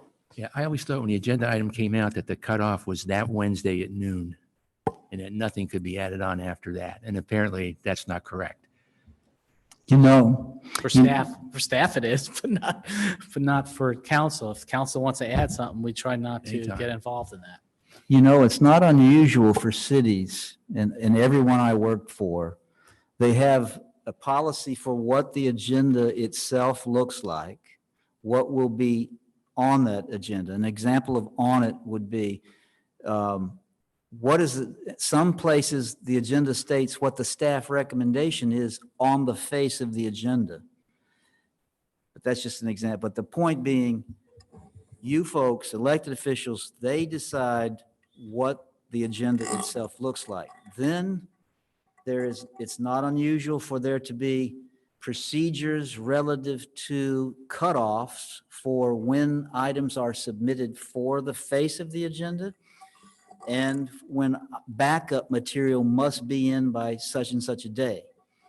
And then there's other rules like in Palm Beach and Tequesta, every item must have a piece of written material submitted with it. We have that. And then the Palm Beach goes so far as to say, this is how the memo must look. It has to be exactly like this or it's rejected. I mean, so they get very strict about, so anything that you folks feel along that line that will help you do your job better, It's not abnormal. It's very common. Well, I think one thing which helps us do our job better is meetings like this. This is, Absolutely. this has been a thoroughly valuable use of our time. And I believe that, I think I understand that in Tequesta, they actually have one workshop and one formal meeting each month. Is that a fair statement? That's correct, yes. So I know that we didn't want to kind of go quite that much of a commitment, but having this informal meeting does give us an opportunity to speak more loosely under the sunshine. And I think that would make our business meeting more efficient, more effective, a better presentation. I think what I'm just saying in general is I'm in favor of an increased schedule of workshop meetings like this, because I think we derive a lot of value from this type of meeting. I was been dying to say what I'm about to say all evening, and that is, as an outsider watching all of you here tonight, this informal meeting, I can see the tension has been in your faces and your body language in the past. It's just like floating away. You're talking to one another like normal people, because this is an informal meeting. That's the beauty of a workshop. Now, I personally think Tequesta goes too far. Palm Beach has a policy that's, we'll have a workshop when we need a workshop, okay? And the council decides when they want the workshop. It might be, I'm sure when COVID-19 hit the streets and they probably had a workshop. How are we going to deal with it? And Not us. so it's not unusual to say, okay, let's be open to a workshop when we as a group think we need a workshop. Tequesta, on the other hand, they schedule it every Monday before the next week's council meeting, and that's how they do it. There's no right or wrong way, but I can tell you, looking at you folks tonight, you're just more relaxed. You're talking to one another like real people, and the tension has kind of. Actually, Tom, it's the alcohol. It's the We have these little flasks. We actually all love each other. And I think right before Stuart, you got on, I think I was in favor of having more, and we actually added an extra one. We added one in October and then one for May, so that we had 2 a year at least. And then that kind of went away, and I'm not sure, we couldn't schedule it or something like that. So I'm in favor of more workshops myself. I mean, even if we can go to another one a year, it's so beneficial. We get through so much of the information, and I'm still looking at going to yours next, Jim, the code enforcement, getting that wiped off. And you know what else I learned about all of you folks? Maybe you noticed it too. You're not that different. Your opinions about the things of Juno Beach are not that far apart. It's actually a great thing to be able to learn that about your colleagues on this board. It's a bonding. It's a bonding. good bonding So- session. But we So- can't hold hands anymore. So Joe, do you have any comments that you'd like to share before we leave? No, thank you. Okay, so the only thing that's remaining is how would you like next meeting, I'm going to put together a memo for you that's going to say, okay, here's what it appears to me are your priorities and how you're going to deal with it based upon what I've got in my notes tonight. And then that, for you to take formal action, you have to have that on your agenda. You can't do it tonight. I lost my train of thought. So the question though that remains is, how do you want Joe to report to you on the status of these things? Now, you'll see in my memo that there's many different ways. You can have ongoing monthly reports. You can have it on your agenda, on the consent agenda, or you can do like I always did. So when they told me I had 5 goals, my elected body, I knew that when my evaluation came along, that they're going to grade me on that, in addition to, my attendance, my appearance, how I treated my staff, all those normal status things. But for a council member, their big deal is the projects, the assignments. And so as soon as I made progress, I wrote them an email. As soon as I completed it, I wrote them an email. So they knew as I was going along the way. Now, if maybe that's okay with you for Joe, but maybe it's better that, and I say it in the memo, maybe it's better for Joe to go back and think about the totality of what he's heard tonight and for him to come back and tell you how he thinks he should report to you on it in a manner that he thinks is best. And maybe you like it the way it's done today. I don't know. Well, I do like it the way it's done today. What we do is we have a very robust activity report that's on a weekly basis that we get back. If there's something very big like beach renourishment that was big news, we shoot that out immediately. But we have a weekly activity report, which we update, and then we have a monthly goal sheet where we actually list all the goals, and we have a comment section on a date. So I think it's working well. Hopefully they agree.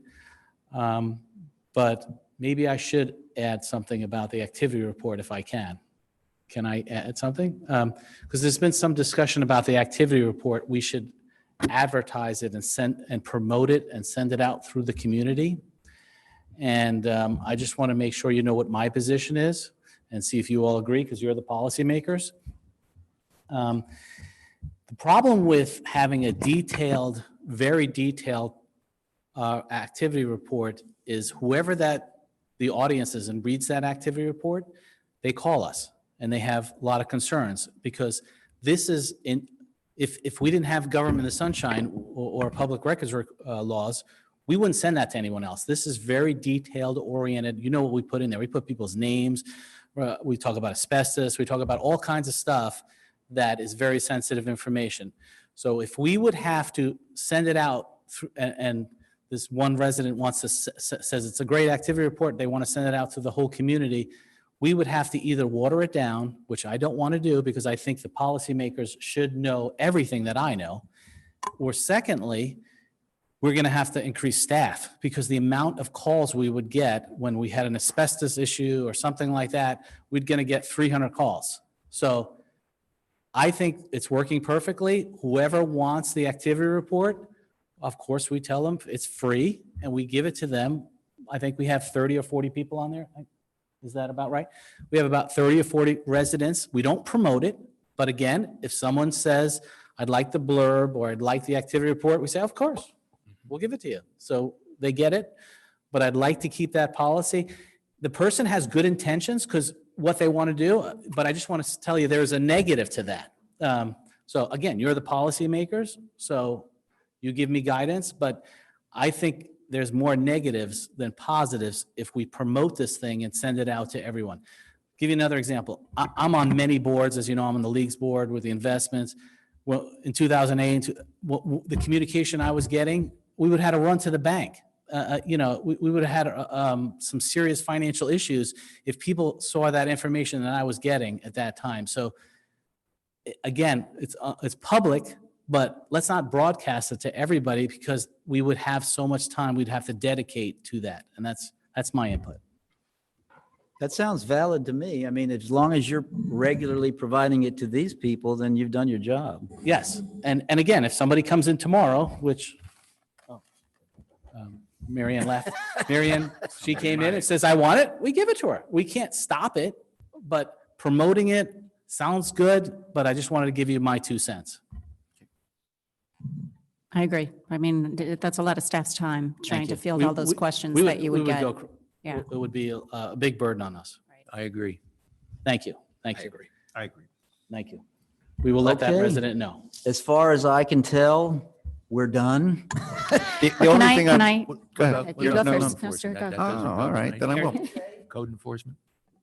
Oh, code enforcement, you want to bring that up? Yes. Go ahead. Well, can I or not? Yes, you can. This is not a big discussion item because you either love it or you hate it. And so you say yes or no. So it's very simple, but code enforcement on one Sunday a month has always been a goal of mine. And the Sunday for code enforcement would vary from month to month. I support code enforcement on Sunday for the following reasons. Number one, per code, new construction work is not allowed on Sunday. Number two, construction work on Sunday, probably 100% is done without a permit. Number three, there's no inspection of work is done because a permit wasn't issued. Number four, the work done could be unsafe because a permit wasn't issued and it will not be inspected. I'm asking council to consider Sunday code enforcement. That's simple. You're either for it or you're against it. Well, what you are trying to address by having rotational Sundays is a very, very common problem, particularly in South Florida. There are certain bad apples in everything that we all deal with, and it is not unusual for them to realize, okay, that code enforcement officer works Monday through Friday, so when we want to do something that's not right, they do it on Saturday or Sunday. And it's very common, can be problematic with your current worker. I don't know anything about that, but it's not uncommon to schedule shift changes that it's rotational. So the world has no idea whether Mr. Code Enforcement guy is going to show up on a Sunday at 2 o'clock or not. Always keep them guessing is very common. That's our current practice, right? We do work a little bit on Sundays, right? Once a month. Very rare. I have just one quick item too, and that is that hopefully we'll get $11 or $12 million in November for our beach renourishment. But one of the things I had mentioned in the material here was that maybe we structure seeing our House of Representatives people, the senators, so they don't forget that we exist. I mean, we get them in periodically for something, but maybe if we had a schedule for it, they'd be aware of what the kind of things we're thinking about. That's it. Yes, that would be, that would be between all of you if you want to do that. It is also common. Palm Beach, for example, they'll have the mayor of West Palm come in periodically because they have such a close relationship. They'll have Bobby Powell come in annually. They will have whoever the House of Representatives person is come in. And even the U.S. representative in Congress in D.C. will come in. And they actually like it. It's not something they enjoy coming in and telling their constituents, what's happening and issues of the day that they think might be important to Juno Beach. We do have a policy like that, and we'll give you an update. They are scheduled to come in usually at the beginning of the year, May or June, to do legislative updates, to meet with you. I am in communications with their offices to see when they will be coming back this year. Just haven't gotten a response just yet. And maybe we should ask Congressman Mast. That we don't do. We ask our Senator, Bobby Powell, And Rick Roth. Rick Roth. That's If you want me to reasonable add? point. I would, yeah. He's a Yeah, good I speaker. He's a support good that. speaker. For He's, Mast just to yeah. come. Okay, we will invite him too. Thank you. And So And you're then, going to have your reps come in on a schedule, and you're going to have rotational code enforcement. Is that right? I don't know if I got a consensus on the, did we get a consensus on the code enforcement? I didn't well, see. but is that to rotate the existing hours? In other words, if the officer's 3 days a week part-time, then instead of coming Monday, Wednesday, Friday, let's say, they come in Monday, Thursday, Sunday 1 week? It's whatever you're. I mean, we're not adding hours, we're just shifting hours, right? That's what I'm hearing, yes. But it's how much time, how many Sundays? Well, I was thinking one Sunday a month, and it would just rotate. That's, But at and, no additional, you're not suggesting we increase the time of code compliance, but we If- should shift it to include Sunday. Is there a cost component, Joe, to doing it that way? no, just to see if the employee is willing to do it. If they, so one Sunday a We'll month. probably have to put an incentive in there, I'm sure, which is fair, that's reasonable. Is there a consensus? So we'll get back to you on it if there's a consensus. okay. I agree. Okay, we'll get back to you. I'd also like to raise, I had put one on, my 1, 2, and 4 got discussed. My 3, I really thought was more like a goal in the sense of it wasn't really just a single action item. It was more like a long-term one. And that was item number 15, which had to do with the ultimate pathway of Donald Ross Road. I mean, one of my priorities, and I realize this is a very long-term priority, is to get Donald Ross to be 6 lanes from Prosperity Palmwood to Route 1. And where the town manager and I have had discussions along the way is one of his priorities, very important, is that we retain the median. And in order to get the right number of turning lanes and whatnot, I see that that it could be accomplished, but it probably means carving off a 10 feet or so of environmentally sensitive land, the county is really touchy about that. And basically will say no before they even consider relative merits. So what I'm suggesting is this is something you're gonna have to be pushing on. And the agency which is directly involved, I think, is the transportation planning, the county transportation planning agency, which is Maria Marino's committee over in Palm Beach Gardens.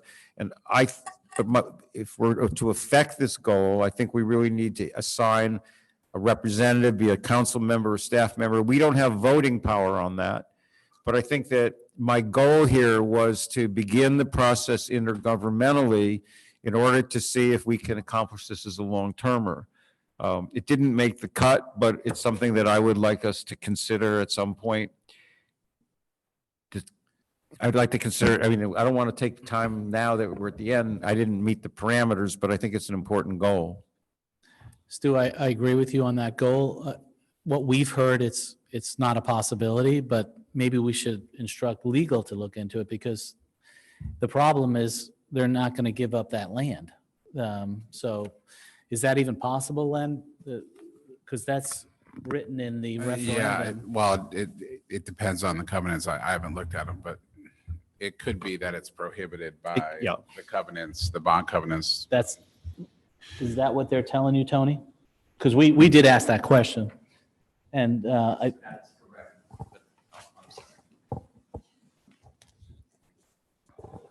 At our last meeting that we did have with the Palm Beach County, that they did indicate that that could be very difficult to achieve. And then, of course, there were the other issues about redoing the configuration of the median along Donald Ross, which is very costly as well. Well, we talked about, in other words, I appreciate that. One big difference was that originally there was this statement was made that if we wanted to make the change, this was going to be, I think it was 3 million and change, 3.5, 3.6, whatever the number was, is the median upgrade cost. But the three projects along Donald Ross were formally presented to the Transportation Planning Agency. And if you remember, we put in, we don't want expansion on the last block of Donald Ross, but we did say we want expansion on the two segments that were involved to go from Prosperity to Route 1. And because this was on the county's active list, that suggested to me that if the county approves it, then the county is going to be paying a substantial amount of those costs, I would imagine. And I really do think it's something that we need to kind of push on, because it's going to be a long process. I realize it's trying to move the immovable object, but I think it really is in our interest that if we do go to 6 lanes at some point, I agree with the town manager that my preference is not to just have a single safety divider running down the middle of that thing. And what I'm saying, I think it's not going to be resolved at a staff level. So I think maybe we should have Len talk to the county attorney and say, is this even possible? Well, that's fine, but I'm saying I would like to have some forward motion. That's what I would recommend as the next step. I'm for that. Let's Okay, have I'm Len for that too. investigate that. Len? Sure. And then if I may, real quick, I think we've covered everything except for the one agenda item, and that's number 15. And if I could get that onto an agenda sometime in the future, I think the reason I put that on is, and it went onto the back burner because I know we had Treasure What Coast in here. What number? It's number 15. I thought 15 was the one I was just talking about. No, that was, excuse me, 13. You're absolutely right. Number 13.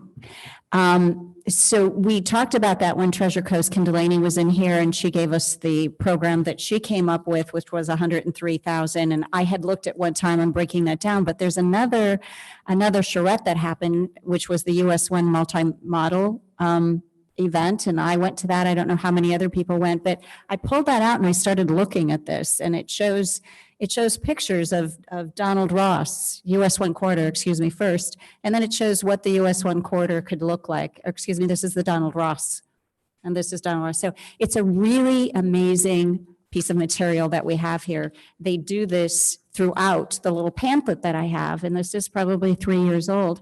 So I think, and Joe, I know I talked to you about this, about the possibility, and I think you were for having a charrette and maybe getting some of the owners involved. But I think from a council standpoint, actually looking at this again and kind of getting more of a vision, because what they talk about in this one is a developed town with the quarters that encourage natural areas, discourages commercial sprawl, beautification through landscape is essential.